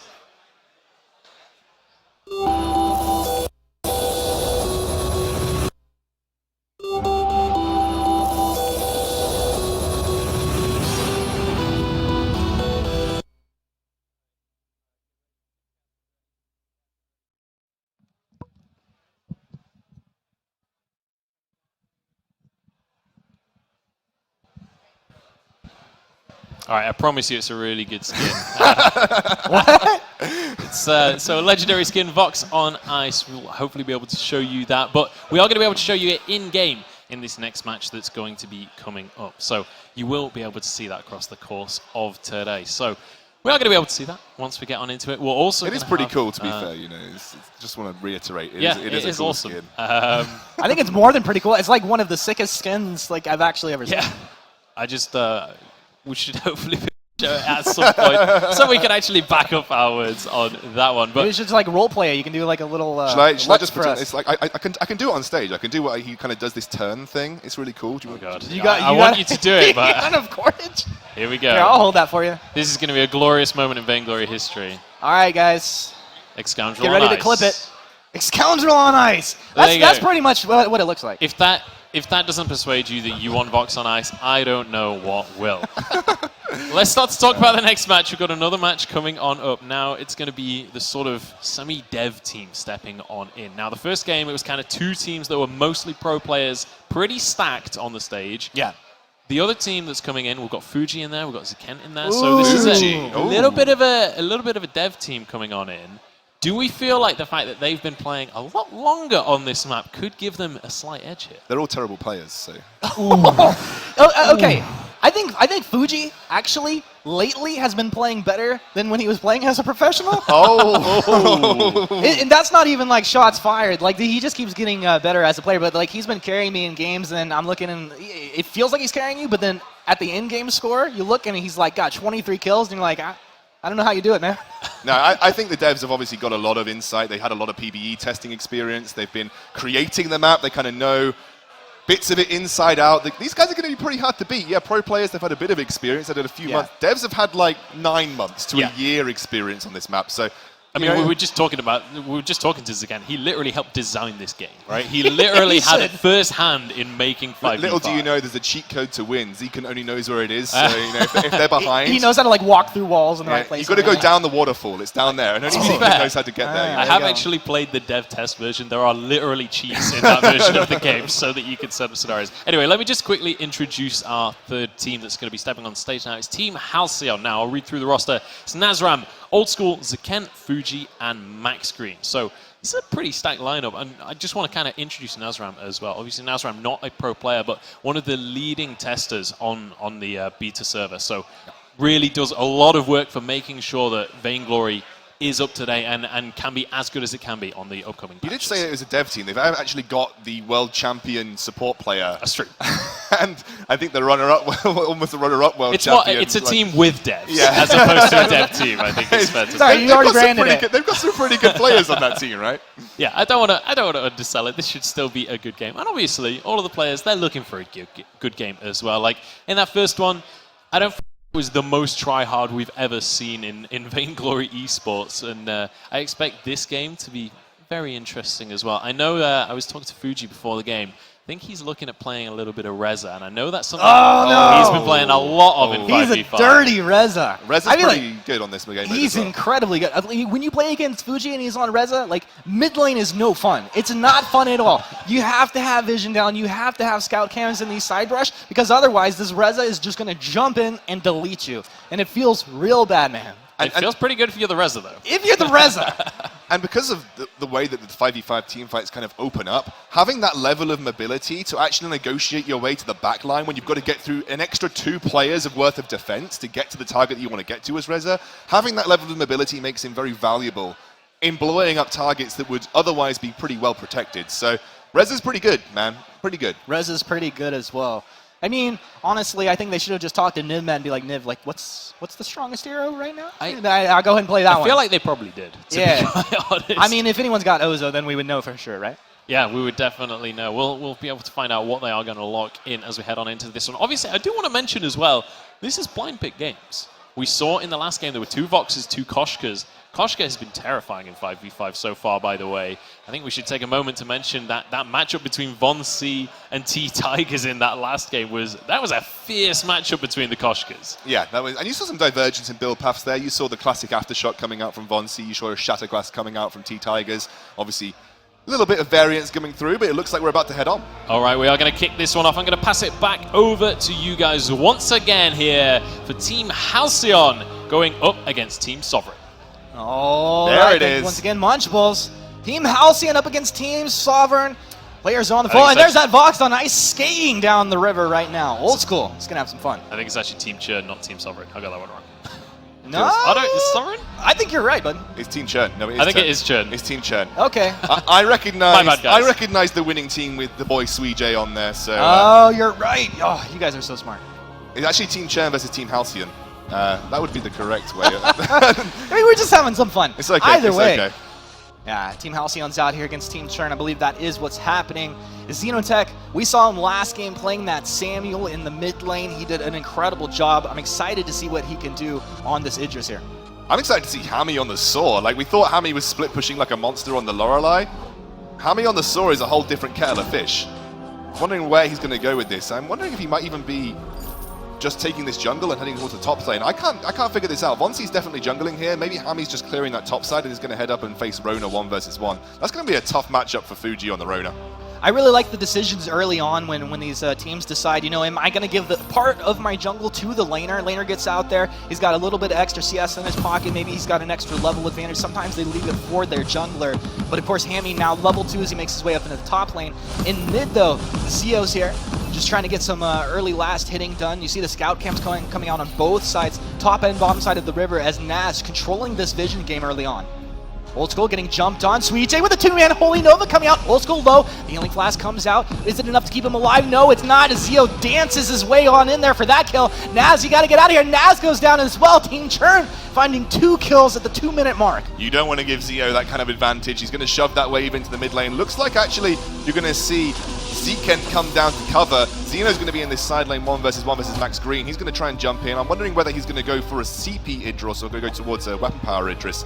Weapon Power probably makes sense if he's looking to find 1v1s versus the likes of Max Green, but CP will give him a little bit better late game scaling, especially with the recent buffs to the CP variant of version, as Von C finds a kill. Oh, Von C just kill down in the bot lane there, really making the plays. Now, Zekent almost there in time to be able to find a kill. Von C wanted to port back, but he may hang around to try and find a kill as Zeno on the front side, but he jumps right into a bad mojo. Zekent, one of the designers of 5v5, is showing that he knows what he's doing here. They knew he was there as well. There is a scout cam in that area.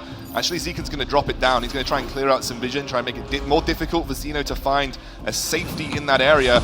Looks like Old School's now going to 1v1 versus Zio. Zio's gone for what looks to be a heavy prism, so he's heading towards an alternating current CP build path. Old School looks like he's, well, no real decision made yet because he's got a blazing salvo as Fuji rotates down. Hello, my name is Fuji. These are my boots. He's able to get a kill. Now he's got to be able to get out of here. The healing coming out of Naz keeps Fuji and Old School in fighting shape.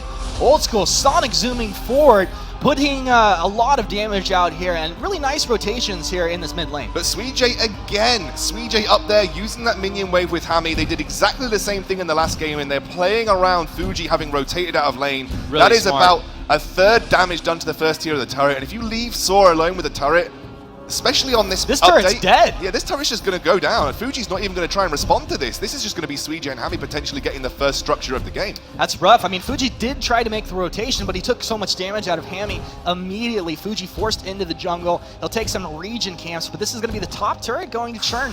Really nice. Oh, maybe we called it a little too early. They lost their minion wave, and you see that turret get buffed up right there. They'll wait for the next wave. This should be going down very short. Yeah, Fuji not even going to try and respond because Suijay is going to spend his time here.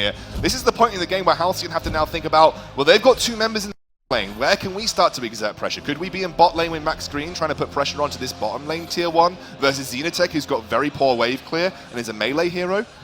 They didn't find that opportunity, and actually this is going to be Halcyon losing out across the map, and it's all because Suijay made that same rotation once more. Old School, nice dive over the wall here, going in onto Zio. Yeah, he's doing a great job there as the scout cam vision came down. Zio started to get some attacks. Now, Old School, he's sitting in the sigil, able to trade blows there. Nazram is going to try and go into Zio. Zio baiting that one with the healing flask coming out there. And it's enough to keep him in fighting shape, but Zekan, he runs in, booting himself forward. Ordained, the bad mojo's there. Old School wants the damage, but Suijay jumps on in, able to find the kill. Holy Nova finds the stun onto Zekan. He's going to try and kite back. Nas is very low. Nasrum is going to try and get back underneath the turret. Do they want to dive? Oh, just living on a sliver of health. This is Lyra playing with fire. Really, again, on-point rotation from Suijay. Why is this guy not a pro player again? This guy is just doing some of the best in terms because he just started telling everybody else how to be so good. Exactly. Came that coach. Good guy Suijay is going to go ahead and share the knowledge of how to be amazing at Vainglory. Vonsi's coming back down towards this bot lane. Xeno had put a bit of pressure down, but Vonsi now coming to look to support Zio, who's in a pretty low spot. Zio might be looking to get back here, try and use the rest of his team's pressure to just find an easy way out, as Old School's getting pressured down, but should be able to survive as Nazram uses that fountain. Yeah, it's going to be a fountain forced out here. 60-second cooldown on that fountain. A huge healing item being forced on cooldown for Nas.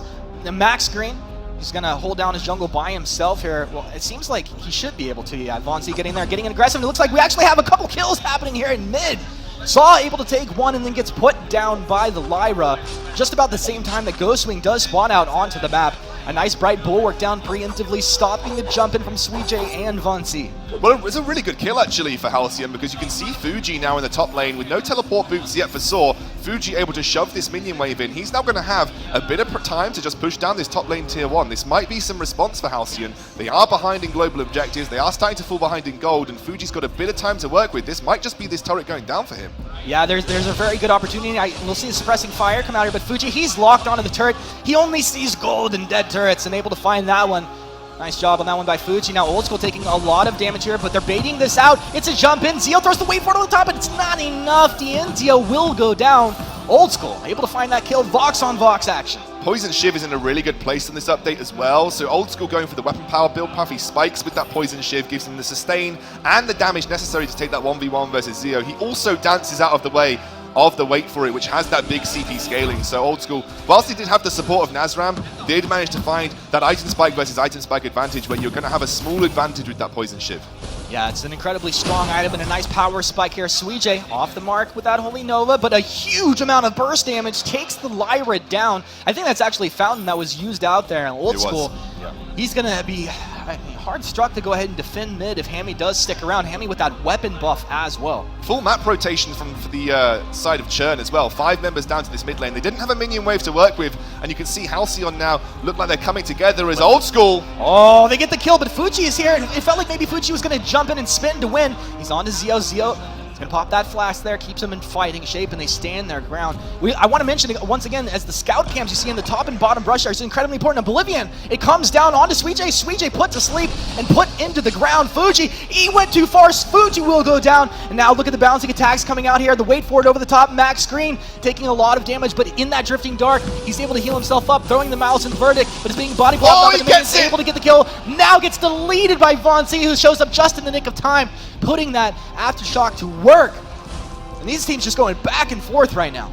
Somehow, though, 3 members of Churn were able to draw that much pressure to the mid lane that Xeno basically sat there in the side lane, has taken an entire turret and pushed this minion wave all the way up so that Zekins had to rotate to deal with it. So the advantage still firmly lying with Churn, but you can see a big stacked minion wave pushing in the top lane. It's going to require somebody from Churn to answer it. Looks like it's going to be Hammy, and that's going to give a small amount of map pressure to Halcyon if they want it. It looks like it's going to be around this mid lane. Here goes Fuji. Yeah, Fuji jumps on in. Zio, he's going to get the Divine Intervention from Suijay. A lot of damage being taken by Team Halcyon as they have to spread out there. Now, one of the things playing up against the CP Vox, you have to stay spread out. Old School blocking off the Yummy Catnip Frenzy there. Nazrim using that portal to disengage from that fight. That was a beautiful disengage, and Yusuf Fuji jumping right into the, I'll take a ride on through that as well. So that Arcane Passage times out there. No, the bouncing attacks comes out. Nazrim forced to use that Fountain, keeping a team in fighting shape. Zio doing a great job. A fearsome Shade comes on through, disrupting Team Churn, but wait for it over the top side. Suppressing fire down on it too. They jump in, delete Old School off the map. And you got to feel like with the spun up Saw right now, they could potentially push in this mid lane. Xeno will be taken down by Max Green. Von C jumps in. That's a double kill coming on through for him. Now he jumps in, ordained up. Good chance he goes down. Bad mojo. Zekin standing his ground, but a triple kill before he goes down. What a monster. Hammy had stayed right in that mid lane, stood his ground. Suijay making that shot call for his team, and Churn able to take down that T1 turret. Yeah, it's all been objective focused play coming in, and again, Zio's now going to pick up the slack in the side lane as Hammy and Suijay rotate to try and help push this lane in once more. Brilliant wave control coming out from Churn. They know exactly when and where their minions are going to start to push their turrets that have already been left standing. Something else that I want to point out is how good CP Vox is in these siege situations. You saw 4 members in the mid lane from Halcyon looking to defend that tier 1 in the mid. The bounces from Zio's CP Vox, because they were grouped up around that tier 1 turret, was just tearing Halcyon apart. They're playing an excellent siege game with a man disadvantage coming out on top. Fuji, he's found Wild Hammy here. Right in the mid lane, he jumps, cutting off the rotation, but Hammy a nice juke down towards the south side there. Able to dodge out that damage down. There's actually a kill coming through. Idris able to find that one, doing a good job. Max Green dead. And now the fight continues in mid lane here. Von C, he's on the front side. That's going to be this flash pop. Keeps him so healthy and alive. Zekin wants to fight right now, but he's incredibly low. Fuji baiting the damage out onto himself and then jumping back underneath the turret. Hammy is spun up. Hammy, he just wants the turret. Saw push turret. Exceptions would be proud right now to see this strategy coming through, and they just stand their ground. This is incredibly smart. You got Hammy taking the single target objective. Zio, is he going to go down? No, he's not. And Zio just spreads out the damage on everybody. Yeah, Hammy just taking those turrets so quickly. If you give any time in the world, it's a big engage. The fearsome Shade coming on through. Zekin making the play. Suijay most likely goes down here. Oblivion, go to sleep and rest in peace. Von C here didn't quite take that in time, and now Fuji's going to look to push the pressure. Yeah, Fuji, he's on the chase here. And that's so much damage! What? That's insane. I mean, that's how Von C turned around and got that triple kill before. You cannot underestimate. He also has the crystal buff as well. Von C turns around. He will eventually go down. Now, this is a huge opportunity on the map, and it looks like Halcyon does want to start up Ghostwing. Yeah, they have got some vision over the wall here for Dienzio. He's going to take that weaponry on. He's going to try and prepare himself for a team fight. If you can see a convergence here for Churn, this might be Ghostwing getting contested. It's going to be a very, very big move on the map to make that happen. Zio's looking for a 1 versus 5 opportunity. I mean, why not? He's playing the CP Vox. It's so good in these choke point areas, but a wait for it comes in from Old School to start this off. This is the fight they need right here. Fuji stays alive with massive healing coming through Team Halcyon. Zio will go down. They've lost 2. Halcyon hasn't lost anybody. They're also going to get Ghostwing as well. What a massive win for this team.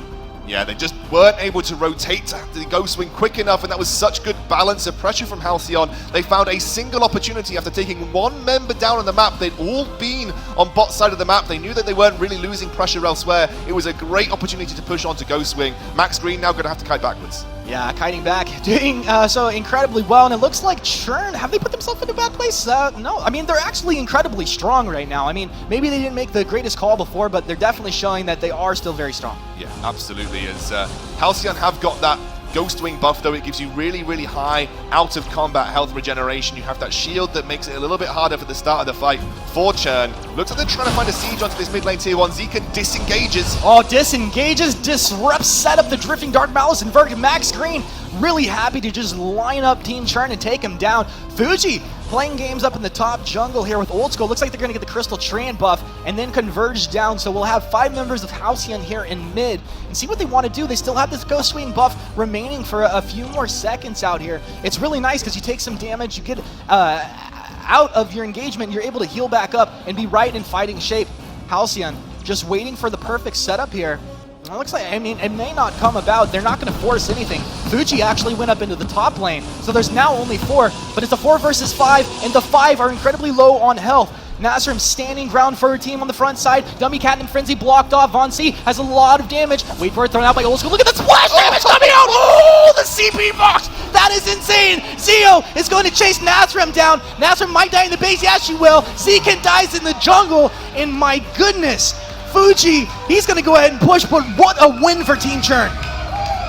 Oh my word. I think Halcyon felt that they had enough disengage. They had the Kite of the Samuel, they had the Bright Bulwark from Lyra, they had Zekin's ultimate to use as well. They just felt like they had enough disengage to fight off a 4 versus 5 situation, but it was a really, really good pressure on the issue coming out from Churn. Fuji was hoping to get enough time in the side lane to try and take down at least that base choke point turret, try and get an armory potentially.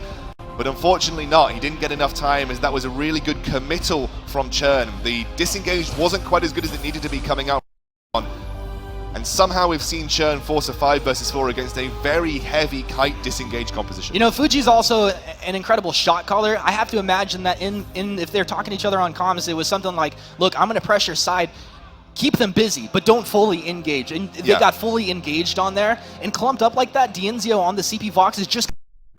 You can see that people aren't quite used to playing full split push strategy here, because that was a very aggressive position from Halcyon. They didn't need to be that aggressive. A Yummy Cat and Frenzy right out of the brush there, but has he gone too far? Silenced up from the wait for it. He's on Max Green. Max Green just stands his ground. Nasrim has the healing, the damage coming out here. Max Green, though, he's forced back. He's out of the Drifting Dark. Von C's just in and out. Von C, no fear, just fight, jumps on in. This Crucible keeping him alive just for the time being, but he will go down. Old School, he kites back down to the bottom. He's able to stay alive, but now Zio shows up. Zio's able to take 2 immediately. A defensive arcane passage. Nasrim is on the run. Zio, he's hungry. Zio on the chase. Can Zio get in there for find a kill? Nasrim kind of baiting them out here. Suppressing Fire is going to go ahead and slow Nas down. Zeno, he jumps in with the Shroud Step, in with the Shimmer Strike. Zeno really getting in there deep, and you see that massive damage coming out. Blacklaw just got taken by Fuji and Zekin. They took it by themselves. They're now back here. They're going to look to continue this fight. And that's the thing with 5v5. There's so many objectives to take on the map. Hammy will go down as Fuji has now rotated over. Happy to take that kill. Blacklaw marching down mid. We'll see the destruction that this draft caused in that mid lane very soon. Zeno kind of juke back through that brush there, but it's not going to happen. They managed to elongate that fight just enough that they managed to get an advantage in the small engage that they had with Suijay and Von C. And by the time the rest of the team rotated to try and figure out what was going on, there was already a committal to Blacklaw from Fuji and Zekin. Great shot calling. They're going to now look to say Blacklaw's going to distract while we go for Ghost Wing. It's 2 objectives in a row for these guys, and they've played the map so well. Even though they lost that team fight Come on, the outset. Oh, I thought Von Z maybe would get in there. But a nice Ghost Wing take from Team Halcyon. See if they're going to keep this fight going. Fuji, he jumps on in, silenced up. Old School silenced up as well. Fuji spinning out a lot of damage. You see that breaking point stacking on up. He's able to just delete Dienzio. Now Sweet J second to fall as well. Halcyon with that Ghost Wing buff and 2 members down from Team Churn. They're going to be able to push whichever lane they want.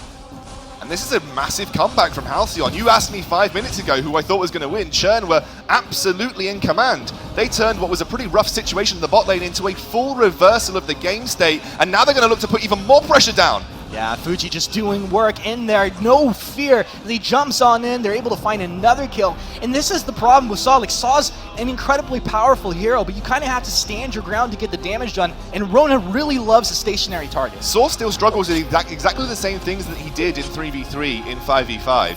He is still a slow target that is easily focused, very vulnerable to hard CC, very vulnerable to static damage like Rona with that Red Mist.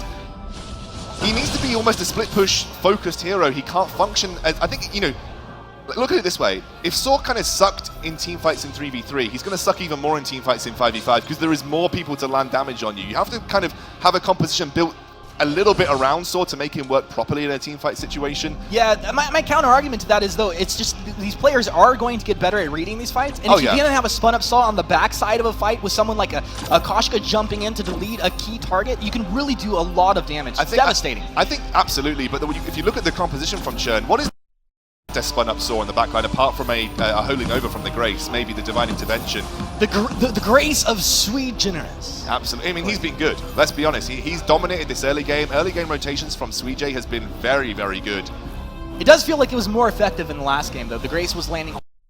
They split push for longer in the last game, right? They had Hammy in the side lane on Lorelei for a lot longer. They were pressuring that side lane much more. Fuji actually responded to that very well as Suijay gets caught out.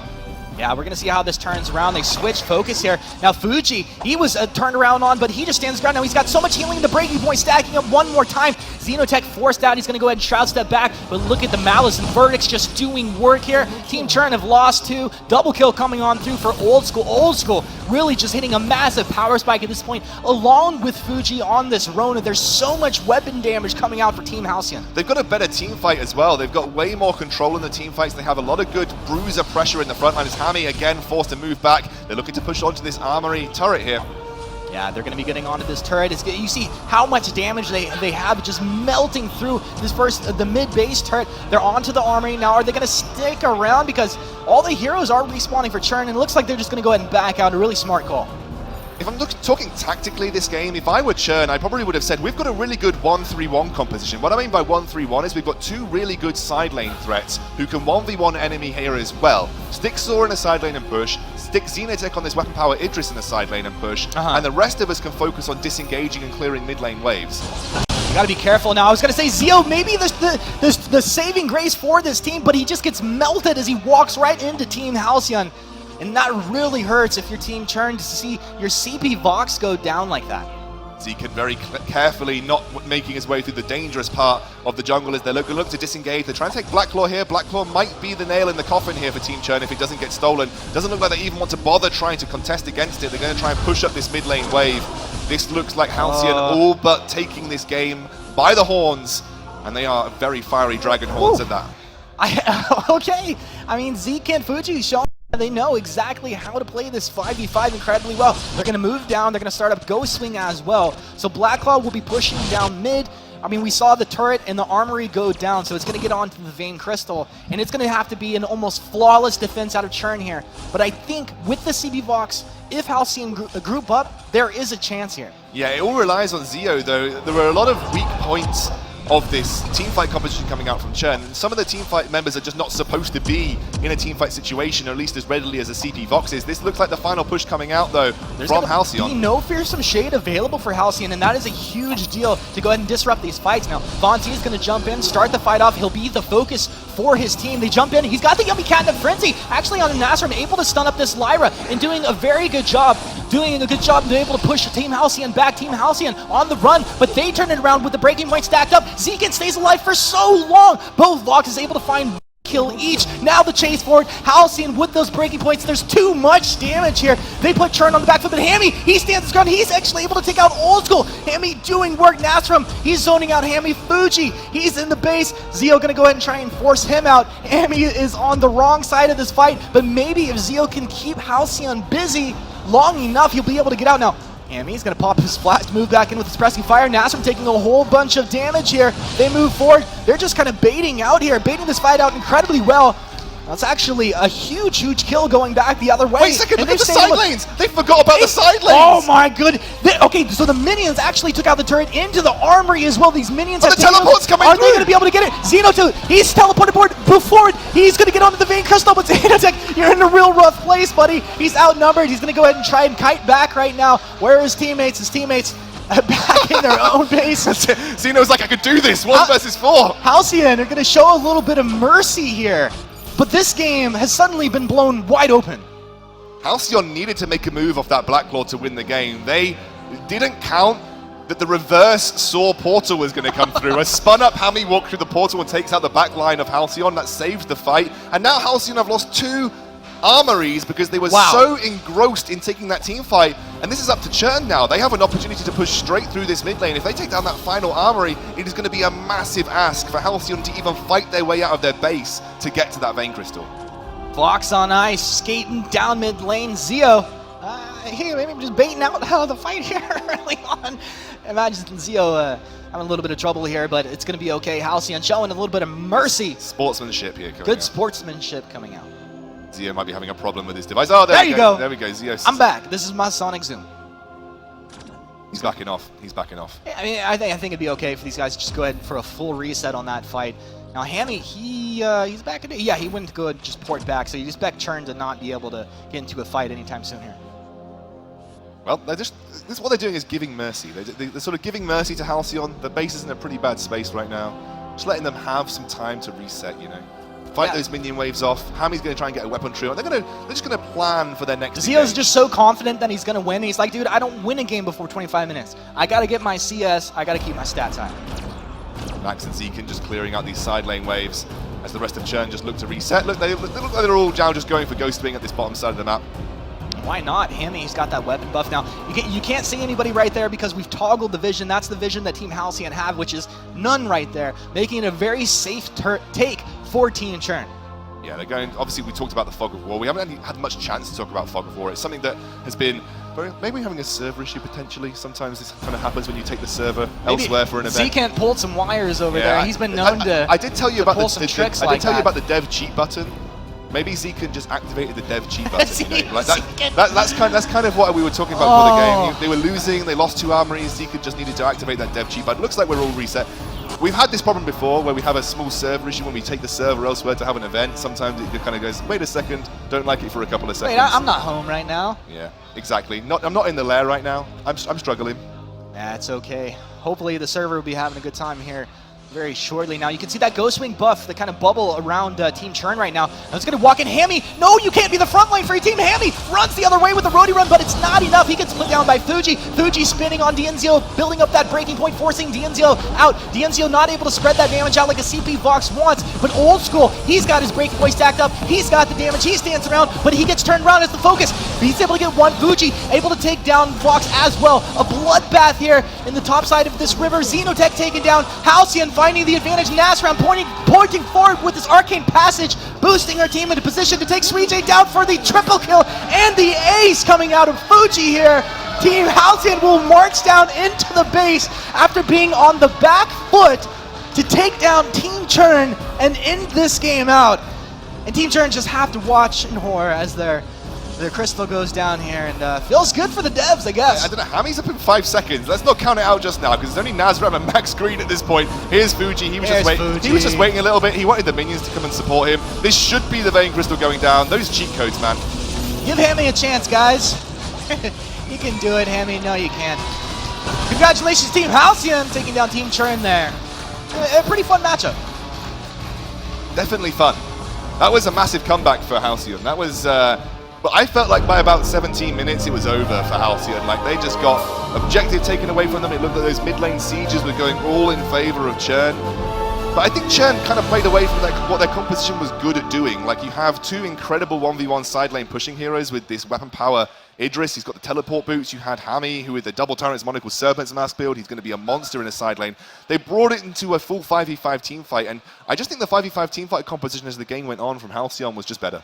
Yeah, it really was. But, I mean, some funky things were happening there, but I think it was really smart play overall. You look at the overall net worth as well, Munch, it was very even. Yeah. So it was cool to see this game go back and forth. Honestly, there was that moment where the minion waves pushed in from the sides. I thought Halcyon were going to lose the game then and there. They managed to go back and clear it. But then, when we saw that last team fight, Fuji, he may be a retired pro, but he's still playing like one. At least his Rona was absolutely exceptional. What is it about retired pros? Like Suijay was playing awesome as well. They're all having the games of their lives here. You got nothing to lose, you know? Just go out there, I'm going to kill everybody. If it doesn't work out, hey, no problem, right? And they've been playing for absolutely weeks as well. They've been getting their time in on this one. They work at the layer after all, so plenty of play tests to be had. Now, before we break that game down a little bit more, earlier on in the weekend, we were speaking to Chief Pat to see his thoughts on Vainglory 5v5.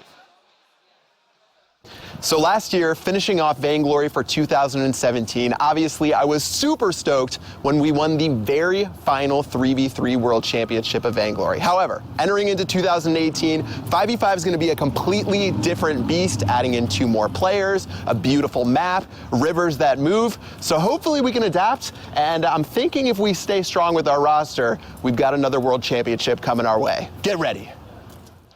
So Tribe feeling good coming into 2018. They wanted more World Championships under their belt. Definitely walking with confidence there coming on into 2018. I'm going to say Chief Pat's got a real swag as well when he does. walks. He definitely does. This is a guy who's just claimed the He trophy. oozes confidence. Exactly, claimed the trophy, ready for another one. This guy's ready. Yeah, I think so, definitely. I mean, when he first came into the Vainglory competitive scene, was putting these teams together, you could tell this guy was hungry to take some wins. Yeah, absolutely. Now, we should have another dev interview coming to your guys very shortly once we find Captain Nito. He's going to be Nito, coming come to the joining stage, please. us. Captain Nito, call to the stage. We'll be able to have a couple of words with him and talk about the creative vision for Vainglory. But let's just have a bit of a recap on what we've seen so far today, guys.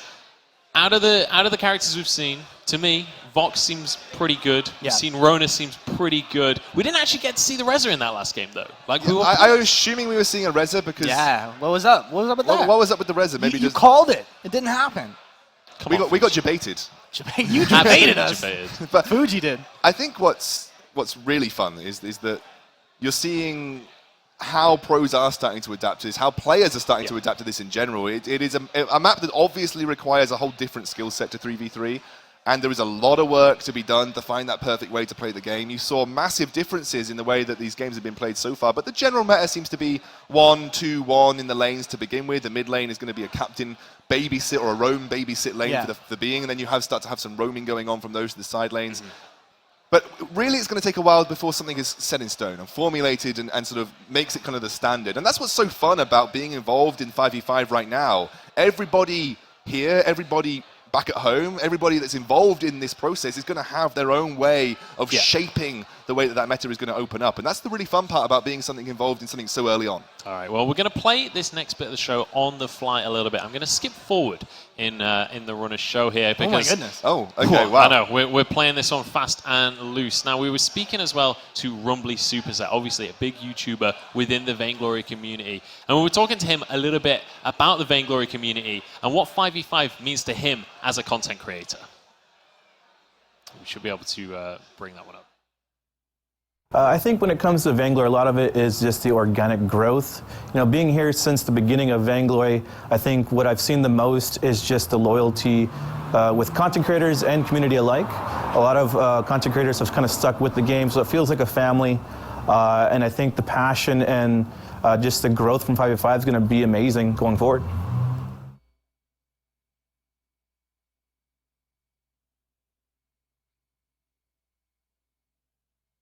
The horizon. So we should hopefully be able to get Captain Nito up here shortly, and we'll be able to talk to him a little bit. We can always get Q instead. Just tell him he left his headlights on.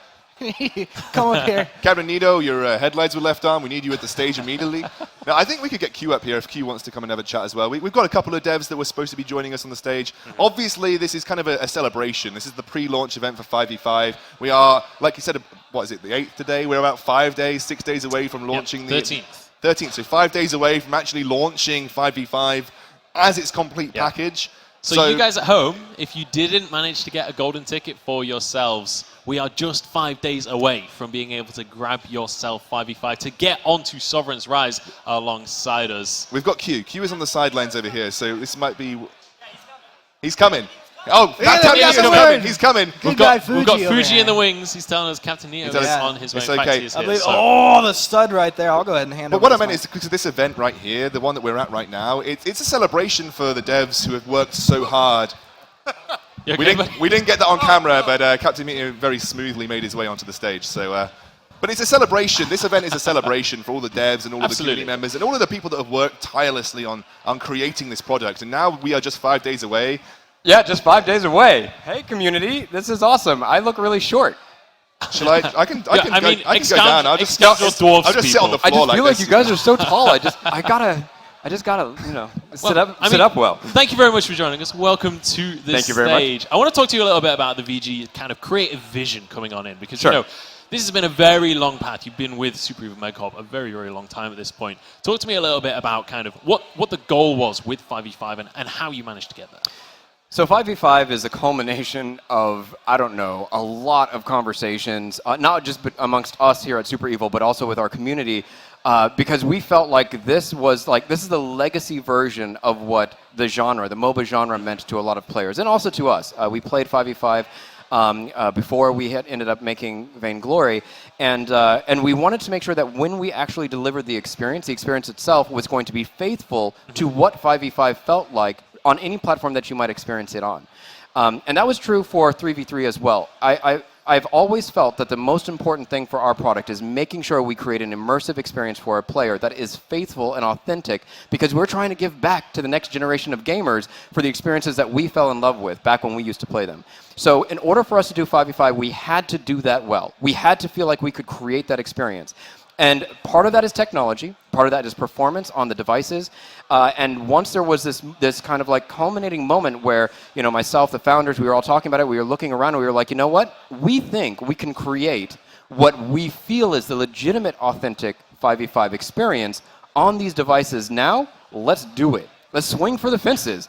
And so we started the project, and from there, I guess the rest is history. So you mentioned that there was like technological advances required to be able to get to this point. Was there like a singular moment, like a catalyst, where it was like, okay, actually, we have the technology, we can do this now? Was there a singular moment where that felt real? If I'm being honest, no. I mean, there are always a little bit of doubts. You're always a little scared, right? Yeah. But I had been watching a lot of the work that Tommy and a bunch of the engineers have been doing on the Evil engine, which is the technology that we use to run Vainglory. And they had been making, I mean, technological leaps and strides in terms of performance. Like where the Evil engine is now in our performance, Stratum is so much further along than when we first even released Vainglory a few years ago. And so at some point I was like nudging Tommy, I was like, dude, bro, we could do this. Like, we could actually make that kind of experience on device. And so once we had a bunch of conversations, and I got a little bit of liquor in him, then he was like, okay, yeah, I don't know, let's just try it. And then from there, we started a project to experiment and see if we could not just make it work, but make it work well. Yeah. And once we felt like we could actually make something authentic, then we were like, dude, let's swing for the fences. So we've heard a lot about how you guys got here to the release of 5v5. What is the creative vision for 5v5 in the future? Because like Christian said, the work has only just begun in some ways. What do you guys want to do with this platform? Now that you've set the platform, where do you want to go with it? That's hard. So there's a couple of answers there. First and foremost, for me, making sure that the 5v5 experience is as white knuckle of an experience for our players as we possibly can. We know that we're going to have to do a little bit of work by way of toxicity in our community. A lot of our players have asked for our help in being able to police that effectively.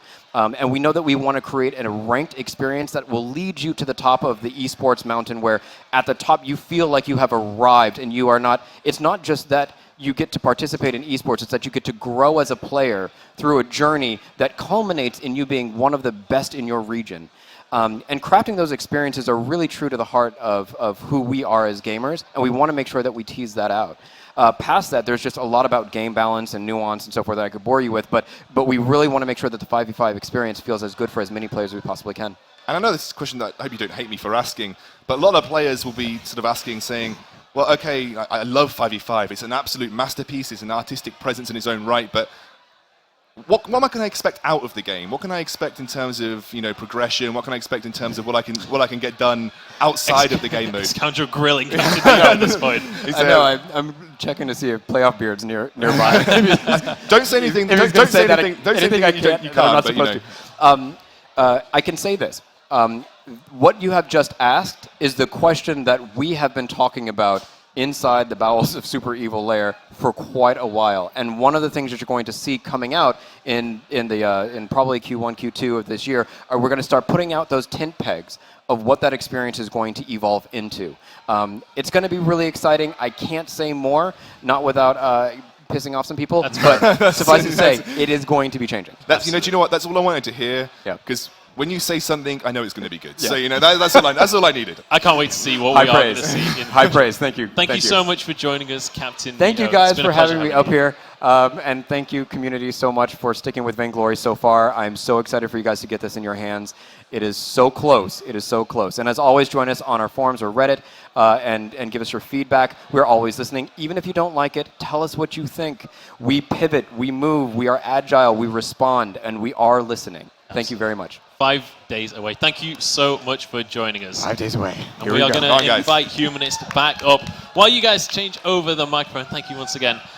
We have another fun announcement for you guys. Now, obviously, there has been talk on social media, on Reddit, about the elusive gold toad. Now, I know some of you are claiming that you've already seen it. A lot of the devs are saying they've seen it, but, well, they work at the studio, right? We can officially unveil the real official gold toad, so all of you will have seen the gold toad. It is finally time to see him in person. You can see him right there. It's been a treant in the game so far, but we are now going to be unveiling Gold Toad. That is going to be on Sovereign's Rise, coming in the next couple of updates. I cannot wait to see him hitting the map. I think you said Humanist was joining us on the stage, not on the screen. Oh, no. Yeah, I mean, brutalized. But the golden gold toad, what can I say? It comes from the worst MOBA. Damn. I love you, Humanist. Don't worry about it. It's all right. We'll get you back. I know you will. on fire during this segment. Yes. Well, let's pivot to our third and final game. We're going to be getting, obviously, all of the players have played at least once now, but I believe it is going to be Sovereign up against Halcyon to round out our day. We are going to have one final set of games coming on through, and I believe that we have a couple of bits of splash art to show off for this game as well, as there are new skins coming on through for both Razer and for Gwen. We are going to be seeing the Red Lantern skin line coming on through, as you can see on your screen. Oh, there you go. Gwen, the first one, looking absolutely wonderful. Yeah. Absolutely wonderful. I mean, you're looking dangerous over here, like dual wielding these weapons, just going to be tearing people up.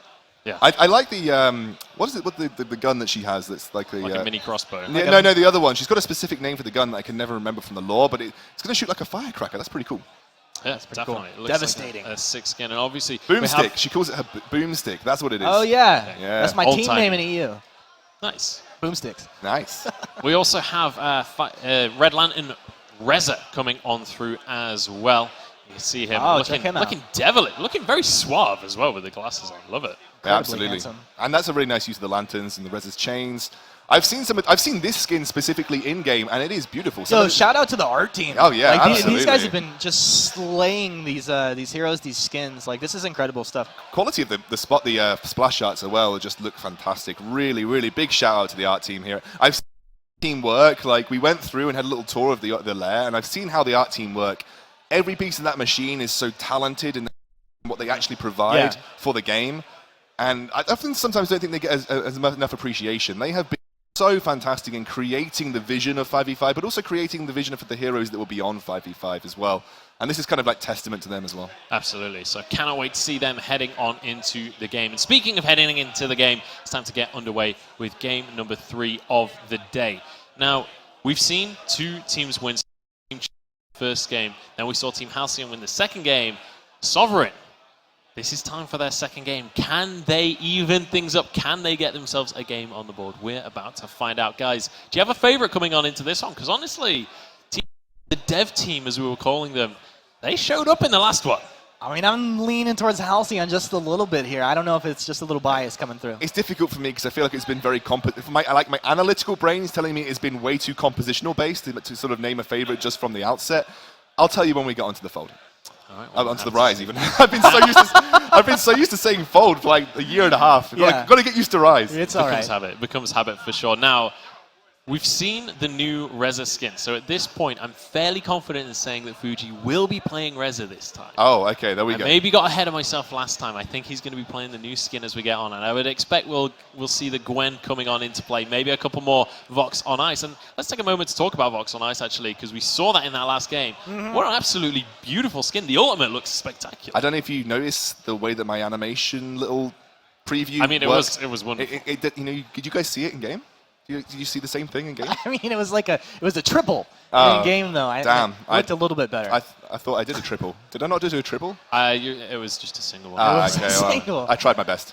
Wasn't good enough, Scoundrel. Okay, bud. bud. Wasn't good enough. But yeah, let's talk about what we're expected to see here in the game. Seen a little bit of split pushing. Seen a lot of team fighting. Split pushing really not been as effective as I was expecting coming on into today. It's really hard to split push. You've got to commit to the strategy. That's the Yeah. problem. Like you've got to commit to the split push strategy if you're going to pull it out, right? The problem is that, from my personal standpoint, when you play a split push strategy and you play a single member in the side lane and you commit that much pressure to a side lane, and you have 4 members versus 5 members, in the rest of the map, trying to balance out, trying to clear waves or whatever, you can't get that close to the enemy team and expect to get away with it, right? You need to play the distance game. You need to just sit back and clear waves until someone has to go deal with that split pusher. The way that split pushing works is that you have a guy in the side lane pushing those waves consistently until he gets to an objective, and then they look to take that objective. That is when the enemy team is going to have to respond. If you're just walking into the enemy team before that has even happened, you're going to lose the split push game. So you need to be more careful about how you approach those 4v5 situations when you're the team with the split pusher. You can't get too close. You can't try and poke when you're going to get into range of an engage, for instance. You have to be way more careful. So if teams are going to enact a split push strategy, I want to see them do it properly. I'm being way too harsh because this is like the first couple of games of 5v5. You have to set the tempo as well. Like, it's all of those strategical things, but like you have to be one step ahead. You have to be sending your 4-man squad to bait that you're taking objective. You're baiting the Ghost Wing when you're really thinking, we're not going to commit to this, but we're going to force them in because it's very strong for us if we do take this. If the team doesn't come in to fight you, okay, we got a Ghost Wing and we lose a Saw in the top lane, but one step ahead. I feel like the team that's got the better mid to late game team fight composition has won both games, right? So I feel like when you're getting some tips for you guys when 5v5 comes out and you're looking to create a composition, nobody is going to know how to do strategies for the first couple of weeks properly. So if you want to win a game, just pick a really good team fighter. And a really good team fighter in 5v5 is someone that's going to have lots of splash damage, lots of ways to impact multiple enemy heroes at once, someone who's good at individually negotiating fights like Vox. Ozo, Rhyme, Rona. Anybody like that is going to be really good before people get to grips with those strategies. So that's Scoundrel's tip to win games. Nice. All right, well, we'll see whether we're going to see those kind of picks coming on through into this last game of the day. Let's talk a little bit about the early game as well, because so far the matches we've seen on screen today. I've been screaming. Yeah, you definitely haven't. They've been absolute bloodbaths. But actually, before we get on into this one, I tried to do this earlier. It didn't work. And I feel like I pushed too hard. I got too excited and it just wasn't meant to be. This time, though, I've been told that we can show you the new skin, Vox on Ice.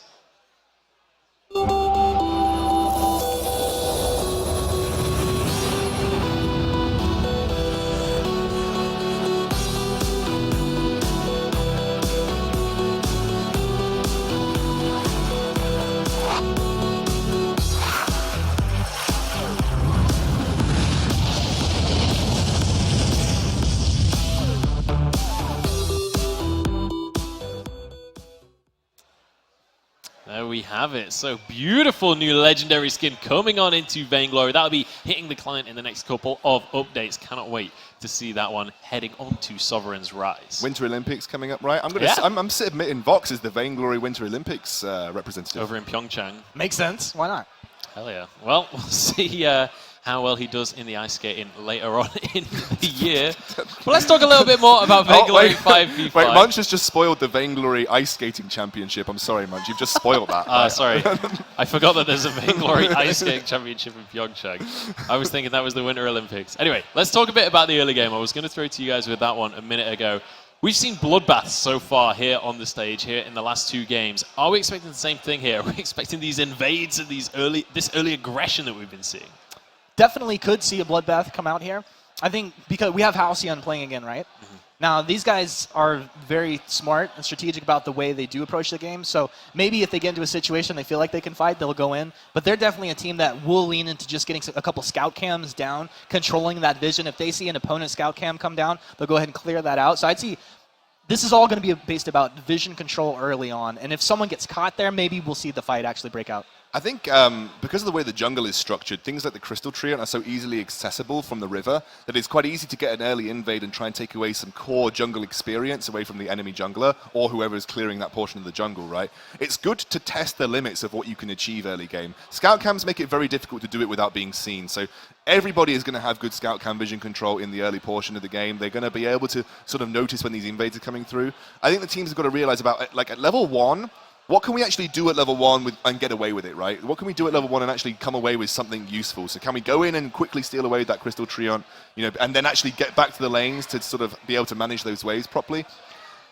I think it's difficult because of how accessible vision control is at level 1 to make crazy bloodbaths happen. But again, people might just go all in and just try and make a big fight happen. So we'll have to see.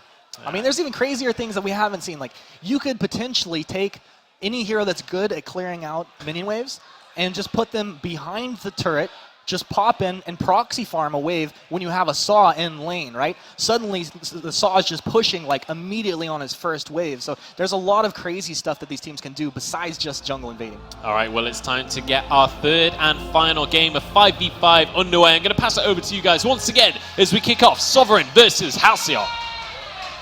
All right, ladies and gentlemen, Sovereign versus Halcyon.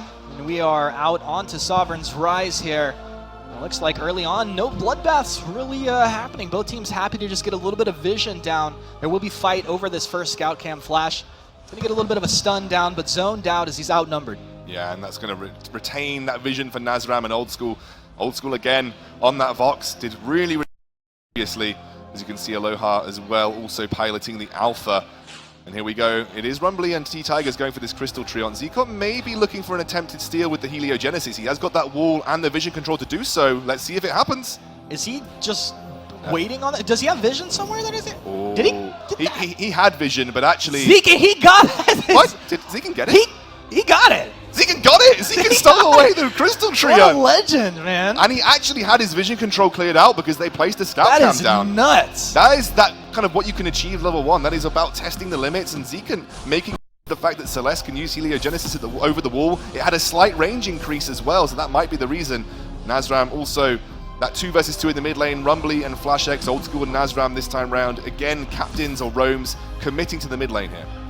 Yeah, it's easy to forget how talented Zekent is, and he's been spending so much time just developing these games that we've been playing, but showing his prestige right there. Now Flash, getting a little damage done, stacking up that passive here, getting those stuns out in mid lane, being a little bit disruptive, allowing Rumbly to just potentially farm a little bit better. We will see Nas making a rotation up towards the top lane, using that river movement speed to her advantage. Yeah, and again, these early rotations really, really key for sort of captain and roam players, because you can utilize the fact that a 1v1 lane is winning. They're going to start to push up that wave, going to create pressure, allow that minion wave to stack, and potentially look to get early damage down onto the turrets. Look at how beautiful that is, Humanist. Yeah, there you go. I mean, the nice top-down view as we slide right into mid lane. See Team Sovereign porting back both, I think, their captain, Flash and Rumbly, the mid laner. Go ahead and port back there. And a lot of vision, a couple scout cams being dropped down by Halcyon on the bottom side of the mid lane. So they're going to completely control any rotations coming from the river or jungle there. Looks like Fuji head to the bot lane, first blood. Yeah, that's on that Razer. Huge damage coming on, and we'd expect him to be doing that rinse and repeat. Now, right in the mid lane, Old School will go down. A huge rotation. Every time, the thing is, in 3v3, Glaive had one lane to gank, right? And you could come from one angle. Now with Glaive, you can be coming into mid lane from bottom or top, finding the gank. You can gank the bottom lane or top lane. It's just, the world is your oyster. Exactly, there are so many avenues to exploit. There's lots of different ways you can think about approaching lanes. You can gank bot lane through multiple avenues. You can gank mid lane from pretty much any angle that you want. It's all about finding those angles and the way you can negotiate your way around vision. There's so many extra complexities, but in a way that is quite easy to understand. It is complex in the sense that there are lots of different extra moving parts to 5v5, but a lot of them are very self-explanatory, allowing you to be creative with the way that you approach the game. Little creativity out of Flash, moving in with a Merciless Pursuit to find a stun on the Max. Just stacking up that heroic perk there. Now, Fuji reveals himself there. The scout cams are down. Both teams knowing exactly what's happening. And you know, if you guys aren't playing 5 vs 5, you don't know, like, each hero actually has 2 scout cans, and they do have a pretty significant cooldown, but all players can actually drop this vision down, and it helps control what you're seeing and how you can lane quite effectively. FlashX responding to the rotations from Nazram here. Here comes Rumbly down on this Gwen as well, rotating out of the mid lane, knowing that there isn't much pressure being generated by Old School right now, but a flare coming out will spot him. And actually, it's going to allow him to move back up and try and contend with Old School shoving in that mid lane. Aloha's going as well, though. Yeah, it's going to be okay. I find it very interesting how both of these teams. Nas taking a lot of damage, just going to pop that flask and get back. Will be okay, especially on the Arden. But you see one captain rotate down, then the opponent captain comes down. Now the lane's balanced, but it's like, what is going to force that rotation back out of this lane?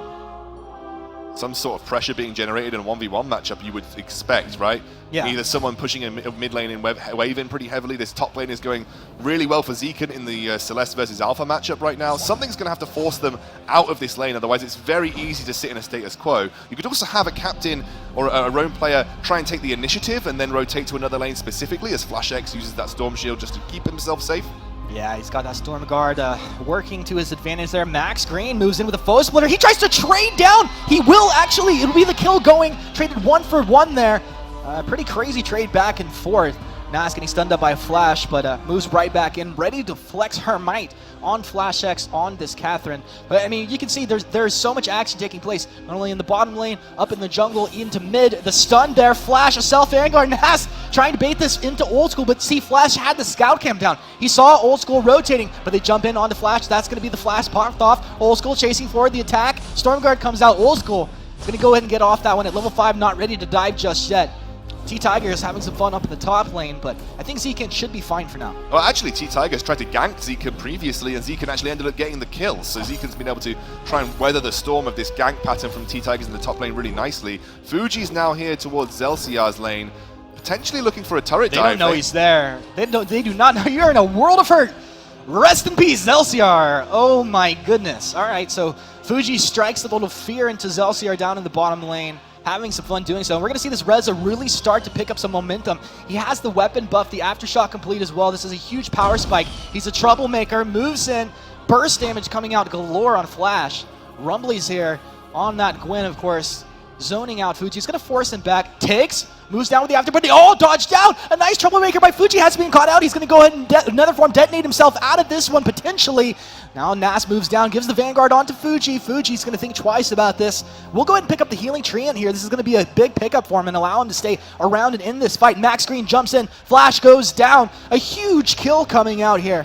And suddenly, it's just Zelciar on the back foot. He's all by his lonesome, and the rest of his team doesn't want to hang around. Fuji's not there, though, and also Old School migrating back to the mid lane. I mean, a tower dive will be a little bit more difficult to pull off because you don't have that direct burst damage that Razer offers. T-Tigers, though, he's stepping on some vision right now. He's actually backing on vision right now, and that's allowed that engage to come through. Defensive afterburn. He's out of there. You notice the glowing red on his weapon on his hand there. That's the weapon buff that he just picked up in the jungle there. If he dies, that'll drop on the ground. We'll see everybody fighting to go ahead and pick that up. So it's just another huge objective out on this map that we'll see players fighting over. Fuji heading towards the top lane, try and put some pressure onto Aloha here. Been a bit more tempered this early game than we've seen so far. People seem to be essentially... We've got an old SCMZ employee just turned up, one of our good friends, but people seem to be sort of being a bit more tempered. They seem to understand how this early game's supposed to go. Rotations are a bit more crisp from either squad. Yeah. I mean, you saw how easily Sovereign was reacting to Halcyon's pressure in the bot lane. The dive came through, the entire team rotated down to compensate for that. Everything's starting to come together now. A couple of games, you're seeing these guys pick it up really quickly. Yeah, sometimes, you know, like when you're in a competitive setting, you'll see teams that start slow and then a couple games in, then they really speed up. Sometimes teams come out just a bloodbath and then slow it down. That's kind of what we're seeing here. Aloha off the mark with that prime directive, but if he catches one on to Zeke and gets on target and there's not a stun, that's a lot of damage. Now Fuji, he's in, he's got another form detonate on top of the Rumbly superset. Rumbly gets deleted out. I think Old School got the last hit on that. Yes, he did. He'll block off the afterburn in the lane, but also the fight happening down towards the bottom jungle. Nas taking a lot of damage, forced back by Zelciar and Flash, but they don't have the lockdown. Max baits them in. A Solar Storm coming in from mid lane as Max spinning there with the red mist, but Fuji comes in, takes the last hit, kill steal Fuji. Fuji stunned up by Tiggs, but Tiggs, he wants to get out of here. Flash turns around, finds a stun, baiting out with the flash, trying to buy some time for his team. Tiggs, you can't hang around because you have just lost Flash X. Wait for it's going to silence up Tiggs, but I think T-Tiger is going to be just fine, but there are 4 members of Team Halcyon that will be looking to pressure this lane. Question is, does Rumbly move down to try and stop this pushing? T-Tigers, you're in a bad place. Tiggs, he goes down. This is another kill coming in from Max Green. Max having a great time on this Rona. Nazram still had her gauntlet available as well, so there was an easy potential dive here, and lots of pressure being focused in onto the bot lane here from Halcyon. They've grouped so well around it, and let's be honest, Fuji has been the instigator for all of these pressure points. Mid lane dives Rumbly superset, then makes a rotate down to the bot lane to compensate for that over-aggression coming out from Flash and from Zelciar, and it was a really good counter-engage Halcyon, allowing to then group up and take an objective, which is kind of the key to these kind of map modes. And with Fuji now working towards his Eve of Harvest after that Aftershock spike, this guy's going to start to snowball like crazy. Yeah, there, you can see the net worth advantage to Team Halcyon right now. 9-2 kill advantage to Team Halcyon as well as we approach the 10-minute mark of this game. And if Team Sovereign don't stop the bleeding, they're going to be in a rough place very soon. Already feeling a lot of pressure now. Fuji moves down, but they do have the scout cam, the vision. T-Tigers finds the stun, but a troublemaker back from Fuji will get him into a better position. So going to be the Hellfire Brew, but he does get the Vanguard. He blocks off the Hellfire Brew as well, so there's going to be no tick damage coming through there. Looks like Ghostwing, like, you want to fight? All right, I'm going to get into the fight as well. Zelciar, Red Mist, Max Green doing the damage with the kill going to Old School. Old School stands his ground. He gets onto T-Tigers. T-Tigers, you're in a bad place. Has an afterburn. He's going to go defensively the wrong way towards Team Halcyon, but splitting this fight apart, he will eventually go down to Old School. You know, Old School, he's playing on this Vox. This is one of his favorite heroes, and it really shows. Something that happened in that fight that people might not have thought was as important as it was Zekan used his Solar Storm to activate Ghostwing. Ghostwing then started breathing fire, got engaged, started opening up. It actually zoned Rumbly out of the fight so that he couldn't rotate down to the fight. Fuji, very low. He's going to use the ultimate to try and reposition. Did he get a Vanguard there? I think Nas gave him the Vanguard. He stays alive. Look at the regeneration, the mobility. The gauntlet comes down. Fuji's still alive. How is this guy still alive? Alpha will be able to find a kill. Aloha. He will go down. Nas credited with that kill. Boost Max forward with that little Vanguard there. So at the end of that, it's going to be a 1-for-1 trade. Funnily enough, Zekan has been playing split Celeste. Like, Celeste is a very powerful teamfight hero, but Zekan's been why not just farm it? Exactly. Farm up in that side lane. Doesn't look like anybody is coming to try and stop him. He's got a huge amount of farm behind him, starting to stack up on those items. He's going to become a powerhouse around 15 minutes if they aren't careful. Well, Blast Tremor coming out there. T-Tigers is going to knock Old School back. Flash maybe looking for a stun. There's some teleport boots coming on into the mid lane. That's Zekan. Zekan with the teleport boots. He's got the stun onto Flash. They switch over to T-Tigers. T-Tigers with the afterburn. He's able to reposition himself, moves down the river, using that move speed, but Team Halcyon in hot pursuit. Zelciar, you got to be careful to stand your ground there. See that Solar Storm. Zekan just throwing those out wildly. Zoning Flash X out, but suddenly, this is Zelciar caught out. We just said he's incredibly squishy. Old School is going to look to kite back, but Aloha able to find the kill. Now Aloha in a 2 versus 1. T-Tiger is going to look to try and take the camps and then get into the fight. Termination Protocol coming out. Nasram getting incredibly low. The stun out of T-Tigers. Max Green starts up with the Red Mist spinning here, but now he's got to tuck tail and run because Aloha's in with the Prime Directive. T-Tigers has got that Storm Crown. He's got the damage in the Aftershock. They're able to find a kill. Team Sovereign showing some signs of life here. Rumbly actually got a kill onto Fuji, but the prime aim for Halcyon in that little fight there was to try and take that mid lane turret, and suddenly the entire map has opened up. This is going to try and stop a back here. Nice dodge from Rumbly. He saw that coming. But this has opened up the entire jungle now for Halcyon. You can start to get some deep vision down. Suddenly there are extra jungle entrances that are available for them, but they don't have to get through a turret to get to. So they've got a big open map to work with. You get some deep vision down, you catch someone in the enemy jungle, you can take something like the Ghostwing, and when Blacklaw spawns, you can look to take that as well. This is a really good setup to push the game from Halcyon. Just want to see some of those scout cams going deep into the enemy jungle. We'll see if these teams can get those down. Right now, T-Tiger is trying to take Crystal Tree in, but Fuji ready to disengage them off. Max Green's going to jump in with a faux splitter, splitting with Red Mist, but canceled off by T-Tiger's afterburn. Suddenly, a massive fight breaks out as the gauntlet comes on down. This is going to be 2 down for Team Sovereign. Halcyon looking for blood. Aloha, and he didn't get the Termination Protocol off, but his team is finding the damage. Old School will go down as Rumbly able to find that kill on the Gwen. The CP Gwen doing massive work in that fight. Another case of trying to force a 4 versus 5 when one of your team members is completely on the other side of the map. You're trying to use Celeste as a potential split pusher here, or at least trying to help her farm up as Nazram goes down to the CP Gwen.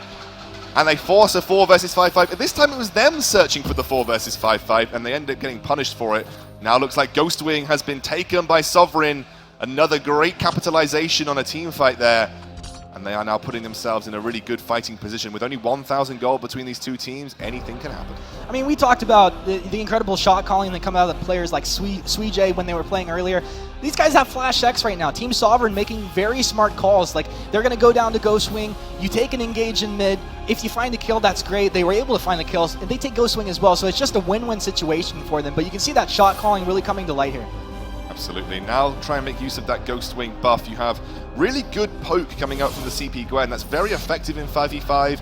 You can get massive damage off. I think this is the update where we have removed the slow from that, I believe, but it's still a huge amount of damage coming out for it as Zelciar potentially gets caught out. Manages to back out though. And Zekan does not hold back on those Solar Storms, does he? No. He's just throwing those, but he's also got the Clockworks, which is it's probably why we're seeing that. Like, he'll go out and spam out his abilities, get that cooldown reduction, and suddenly it's going to be up very quickly for him. He's gone for a very control-heavy build with the Frostburn as well. Super control-heavy. Here's an engage. T-Tigers onto Old School, but Old School should be able to kite back unless they can find another stun to lock him down. Aloha onto Vox. He's getting in deep. Old School throws the wait for it over the top side, forcing Aloha back. Tiggs, an afterburn, gets himself out of a bad situation. Zekan's there. Big Hellfire Brew lands onto 4. Now, they need the Heliogenesis to do work. There's 2 heroes down for Halcyon. Zelciar, the only one to fall for Sovereign. The Gauntlet comes down incredibly defensively, and Sovereign are not going to dive under the turret with the Gauntlet down. What a huge win for Team Sovereign. As CP Gwen is just being untouched by Rumbly. They're going to go straight for the Black Claw as they push onto this tier 1 turret. And again, those big area of effect splash damage teamfight heroes when it comes to the straight up 5v5 are just having a field day. The Hellfire Brew was really good. That's a potential steal coming through. Oh, close. That's a pretty money shot right there. You see that Solar Storm coming on through, and just huge dragon getting taken here. Now that's a huge take. These guys, this is going to be pushing down the lane, and if Sovereign play this correctly, if they play this smart, they're going to get a lot of damage done. Would you expect them to go and back up Blacklaw, maybe split push? No, I expect them to back up Blacklaw, right? You've got a CP Gwen. You are great at shoving people from range and disengaging consistently while poking over and over again, right? You want to use this opportunity to get big 5-man buckshots off. Melted though. Yeah, that was a really good response from Halcyon. Often when you take something like Blacklaw, the immediate response is to back, but if you back when you take Blacklaw, you miss a massive opportunity to search for a siege potential off it. Fuji's looking hungry. You can tell from his movements as he jumps in onto Flash there, trying to get some damage. But Flash is so great at tanking, being in the front line for his team. 46 stacks on that Captain of the Guard passive right now. So he's just getting tankier and tankier as the game does go on.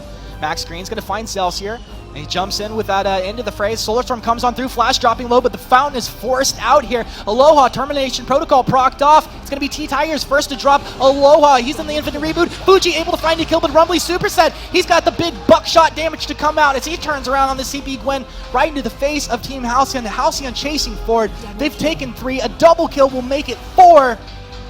Old School just having the time of his life on this Vox right now. Fuji did exactly what he needed to do in that fight, and we talked a little bit previously, if you remember, about maybe an hour and a half ago, about how Razer is so effective in these team fights. If you have something like a Gwen or a Ringo on the back line, and you need to get there with a hero that can do a lot of burst damage against these squishies, Razer is one of the best people in 5v5 to do so. That's why he's having so much success. Fuji was like, right, there were 2 members from Sovereign that we need to take out, otherwise we don't win a team fight. If I can get Zelciar, then that takes out the consistent damage. If I can get rid of Rumbly, then it's going to take away some of the burst damage and the team fight control that he provides. I'm going to go straight for Zelciar, take him straight off the map, and suddenly then we can then collapse, take out the lower damage members of the Sovereign lineup, and then we can think about Rumbly as an afterthought. I mean, Fuji was the single reason that Halcyon came away on top of that fight. He played that so well. He did play incredibly well, but Max Green was the first to jump in on that fight, thus kind of forcing the focus onto himself, allowing Fuji to do that. Just a great team fight coming out here. Now, Solar Storm's going to come on through a little bit early on that one, Zekent.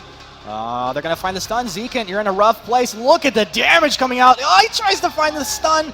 Not going to be enough, and Zekent goes down. It's going to be a 35-second respawn. Aloha put into his infinite reboot up in the top lane. Old School just breaking point stacks galore as they're able to find a kill for themselves. This was the issue, though. That was Aloha drew 2 core members of Halcyon away. It was a great capitalization by Sovereign. They saw Fuji and Old School on the top side of the map. That's a free Ghost Claw. They go straight for it. They're now going to generate pressure in this bot lane. It does look like a good rotation's coming out from Halcyon, though, right now, as Old School goes 1v1 versus T-Tigers. He's going to throw the wait for it, silencing out T-Tigers, but the breaking point is building up. He's got the flask as well. He's going to move forward. This should be a kill for the Vox here. Old School chases him down, finds the kill. T-Tigers bit off a little more than he could chew there. Yeah, and Zekin's now back up. The wave clear's coming through. There's the Solar Storm that's going to stop this push coming out from Sovereign as Fuji was doing monster work in that other side lane on the top side of the map. Here comes Old School, though. Old School, he's got the pulse out, but he's stunned up. Look at the box shot as Rumbly hangs out on the backside. Zelsiar moved forward, but he's stunned up. Suddenly the Heliogenesis goes Supernova, and they've lost Zelsiar. This weapon Ringo is down, and I mean, he's got no defense. If he gets caught, he's dead. 35 seconds on the timer now for Zelsiar. This is an opportunity to go for this mid lane turret, as that's a good use of the teleport boots from Zekin, managing to negotiate the map. Fuji set up the way for Zekin to come through. So smart. Look at these two devs just making the plays here. Now Fuji, he needs to get himself out of here. Team Sovereign in hot pursuit. The Solar Storm's going to come on through. Look at that. Nice chunk damage coming on through. And now you know exactly where Sovereign are, as well as getting the damage out. Halcyon, really smart plays here. That was really nice coordination between Fuji and Zekin. Fuji using his ability to dash very rapidly and on consistent cooldown to get away from that situation, but actually Zekin using his Frostburn on the back of the Solar Storm to help compensate for Fuji and allow him more breathing room by slowing the chasing members. This is going to be Sovereign making a play for Blacklaw, thinking that members of Halcyon have to back. Zekin showed himself in the bot lane and he just used his teleport boots, so they're going to try and make a big play here and go for Blacklaw. It's going to be up to this team fight. I think this might decide the outcome of the game potentially. It definitely could. You can see the Fuji does have the crystal buff right now, and they're in great position to steal this or get in and take a team fight. So this is going to be Sovereign going, Halcyon backing off of this one. Tiggs over the wall finds the stun onto Fuji, but Fuji troublemaker. The wait for it comes down. Tiggs taking a lot of damage, but a blast from out of flash, delaying the damage coming out of Halcyon. T-Tigers jumping forward. Aloha trying to get onto Fuji as well. It's Zelsiar kiting back. Old School able to get that kill. Fuji somehow got himself out of that fight. Only one hero has died. The second will fall as Rumbly superset in the key target for Team Halcyon to take down in a massive team fight victory for Team Halcyon. Zekin's probably going to continue to push this mid lane if he can. He's got an opportunity to take down that mid lane armory turret. Well, he's going to play it safe, though. A couple of members of Team Sovereign were still up and going, but this is Blacklaw going down very rapidly here for Team Halcyon. Vox on ice. Look at that. Delicious. They're going to go ahead and get this take right here. Pretty easy peasy. And we'll see what they can get done with it. They're not going to back. I like this. This is like not every member here is going to back. They're going to try and push off the back of Blacklaw. Don't waste Blacklaw. You need to try and be as healthy as possible when you approach this mid lane. T-Tigers is going to do his best to meet Blacklaw because Blacklaw's not going to start to attack until he makes his way to the armory turret. Get as much damage as they can get done now as the rest of Halcyon start to siege with Blacklaw. The turret goes down. This is going to be it now. This could potentially be an armory. This could start to open up the game here for Team Halcyon. Now you can see Sovereign like switch focus. If a big blast streamer comes out, if Flash can land a huge silence to start this up for his team, let's see if it's going to come out. He did throw the blast streamer already, so he's not going to have that. Tiggs moves in for the afterburn. He's not finding the key target, and Fuji dancing across the wall using that troublemaker, but they turn it around. The Vox actually throwing the silence onto Tiggs, but Tiggs blocks that one off, making really nice plays. But look at Rumbly on the CP Gwen, huge buckshot damage coming out, area of effect damage. They block off that Hellfire Brew, Solar Storm off the mark as well. And it looks like a swing and a miss for both of these teams. They're going to have to most likely just reset position. I mean, they could definitely hang around, obviously, and continue this fight, but no one has a clear advantage here. Old School's looking to try and push in this top lane. There's a massive minion wave to work with. Fuji's in the jungle on Tiggs. Well, their stun was up in the lane from Flash. Tiggs is in a bad spot right there. Fuji able to get the kill, throws out that Aegis and dances himself backwards. That's the jump in by Max. Max able to get a lot of healing coming out of the region. The breaking point stacking up. He gets one. He's able to get two. Actually, Fuji takes the second kill. Nazrim with a beautiful gauntlet in the middle of that fight, showing off her talent. Now, Flash, you're in a bad place. Flash is going to go down. And I got to tell you, Scoundrel, this is definitely looking like it could be a victory here for Team Halcyon. Zekin teleported to that big minion wave in the top lane. So He's going to start to push up this. Aloha unfortunately knew that he was kind of done in that fight and ended up backing, trying to save this by himself, but this should be two armories going down for Team Halcyon. This might be the beginning of the end here, as another victory for Halcyon is on the cards. Very, very, very impressive stuff from these guys. Yeah, Team Halcyon on to the Vein Crystal. T-Tigers, his last valiant effort. Ladies and gentlemen, Team Halcyon. Already started seeing these teams adapt to how to play 5v5. Already starting to see them adapt to using that cross-map advantage. Zekin, you can see, is very experienced with using those minion waves, playing off the back of map pressure, using those teleport boots. He was very impactful. Even managed to win that 1v1 lane versus the Alpha. But somehow, I think a couple of team fights went wrong. I think essentially Halcyon realized that maybe they can't look to just take the long-range poke versus a CP Gwen. They looked to find those engages and commit when they could. And once Fuji realized that, hey, I just need to dive to the back line and deal with either Rumbly or Zelcia, kind of the key to victory, and he did it pretty much every fight from there on in. Absolutely. I want to shout out Nazram as well, stepping on in here. You know, a beta tester stepping on forward, obviously making the game a better place for all of you players at home. And then, excuse me, that came out of nowhere. Against the pros, stepping up both on the Lyra and on the Arden. Phenomenal plays coming out and netting 2 victories for her team as well. So bravo to Nazram there. But fantastic games across the board we've seen here today. Fuji as well on that Razer. We saw him finally on that Razer. We saw the new skin coming into play. I think it's important to note that these games were supposed to be fun-orientated, right? I might be sitting here and analyzing them like crazy, which is kind of just what I'm trained to do, but they are You're pretty good at it. Yeah, I'm all right. But they're supposed to be fun. Like, these guys are here to have fun. We're not going to see the top strategy of 5v5, Vainglory right now, but in the months to come, once things have started to settle down, once the best heroes have started to come out, once we've got strategies enacted and people have practiced those strategies in scrims, we'll start to see some really good stuff come out of 5v5. The stuff that we saw there highlighted how crazy these team fights can be, how you can use side lane minion pressure to win you games, how global objective control is a key to victory. But things are going to get even cleaner as we go. Things are going to get a ramp up stage after stage. But things are going to get messier before they get cleaner, because on the 13th, we are going to be seeing 5v5 launched globally. You will be able to jump onto 5v5 yourself on the 13th, so make sure to keep your eyes peeled and on the Vainglory client. But I can promise you, you're going to have some messy games on day one once everyone gets their hands on it and gets their teeth. It's not going to be pretty. I mean, that depends. If you've had a golden ticket, you've been practicing, you could have some pretty easy games ahead of you. Or if you get one of those Red Lantern skins, you'll at least be pretty, even if it's messy. I think it'll just be pretty by being on the Sovereign's Rise. Yeah. That is very true. It is very pretty by default. Now, I do believe we have one more dev interview before we leave you here today. I should be able to get Q to come on up onto the stage alongside us and ask a couple of questions about the future of Vainglory 5v5. Not just in terms of the map. We talked a little bit about the art. We talked a little bit about the creative direction. We're going to start to talk about the infrastructure as well, and the development of 5v5 in terms of how that's going to be for the players at home, you guys at home that are watching right now. So welcome to the stage, Q. Thank you very much for joining us. What do you think of the games we've just been having here? I am still grinning over that Zekin level 1 Crystal Camp steal. Yeah, that was super cool. I mean, that Zekin was so cheeky. I asked him if he practiced it.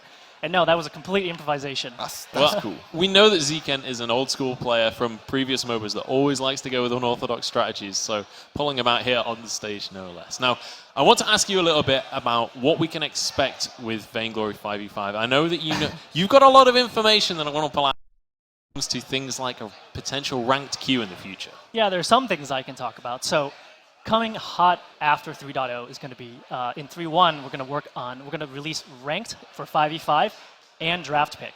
So this is really important for us because Ranked, I think, is basically the heart of what it means to play a MOBA. If you think like the people do today is going to be the meta, like you have no idea. I don't think the meta is set yet at all.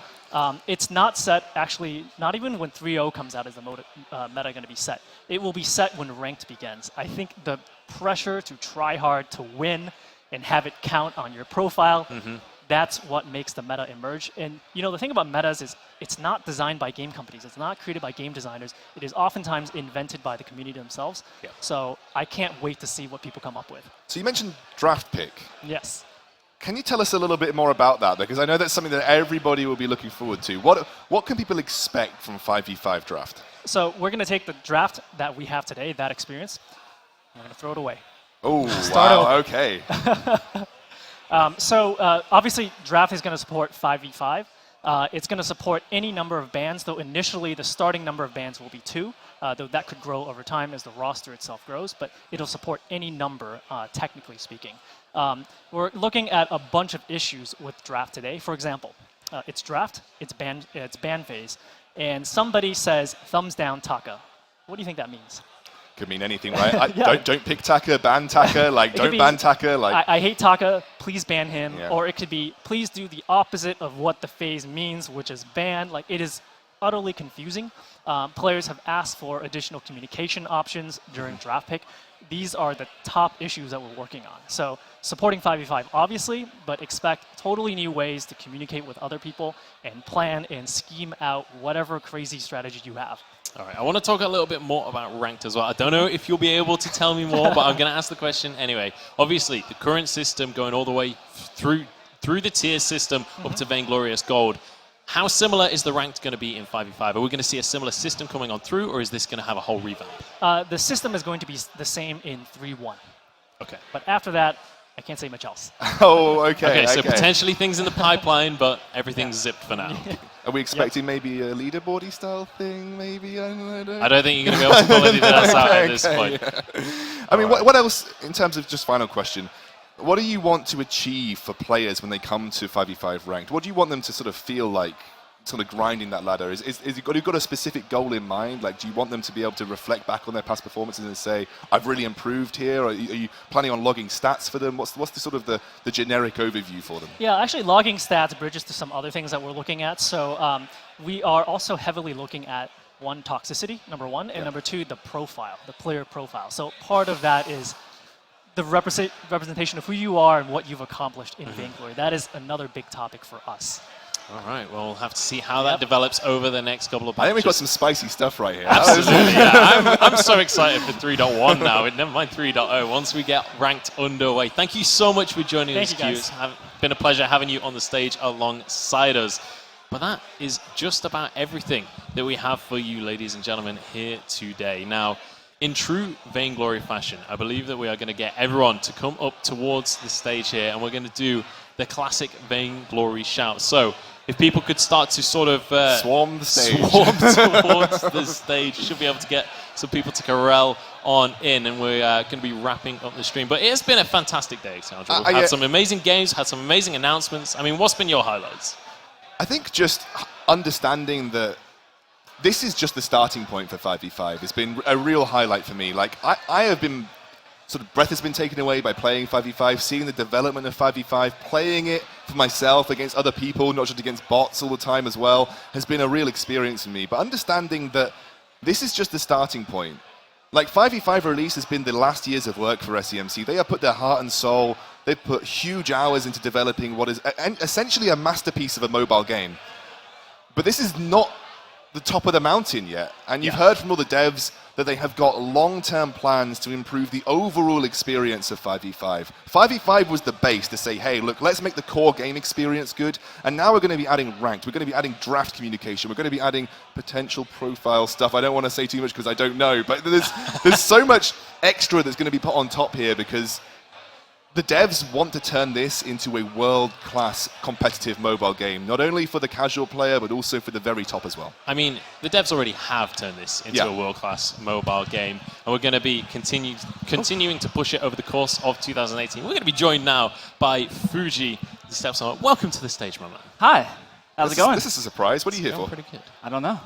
All right. We have a visitor coming to join us. It has been one heck of a day. I have to commend you on your play on the stage there. You know, retired pro people, I've seen articles questioning whether Fuji still has it, but I actually haven't seen articles. But you did an amazing job here on the stage. A couple of Twitter posts here and there, a Reddit thread. What's been the best part for you today after sort of, I mean, obviously playing and destroying everybody was great, but in terms of what expecting to come, what's been the best part for you over the course of today? I mean, this might sound cliche, but definitely just the entire community showing up and supporting the game. I mean, it's difficult in the gaming world to always get people to a physical location to celebrate with each other, to play together. Like, why do you need to be in person if you have the internet, right? So it's one of these things where it's like everyone's showing up, everyone's supporting each other, and I think that's probably been my favorite part. Absolutely. The community is at the heart of Vainglory, and it's really showing. It's at the heart of Fuji as well.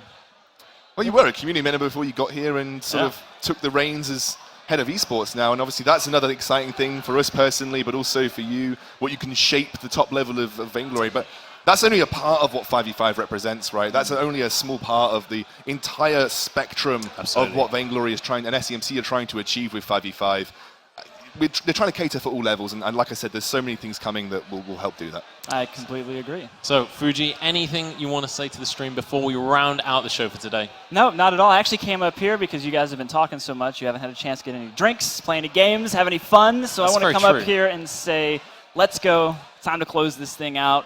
But thank you for everyone who's been tuning in, paying attention to the game this evening, the announcements, the community, all the vibes and everything that came out. I just couldn't be happier for where Vainglory is going, and happy to have guys like you on board. It's been an absolute pleasure. Thank you so much for having us. Thank you so much for watching, everyone at home, and thank you so much for coming, everybody here at the venue here today. But it's about time that we get this party started and get things underway. So thank you so much for watching, and make sure to keep your eyes peeled for Vainglory in 2018.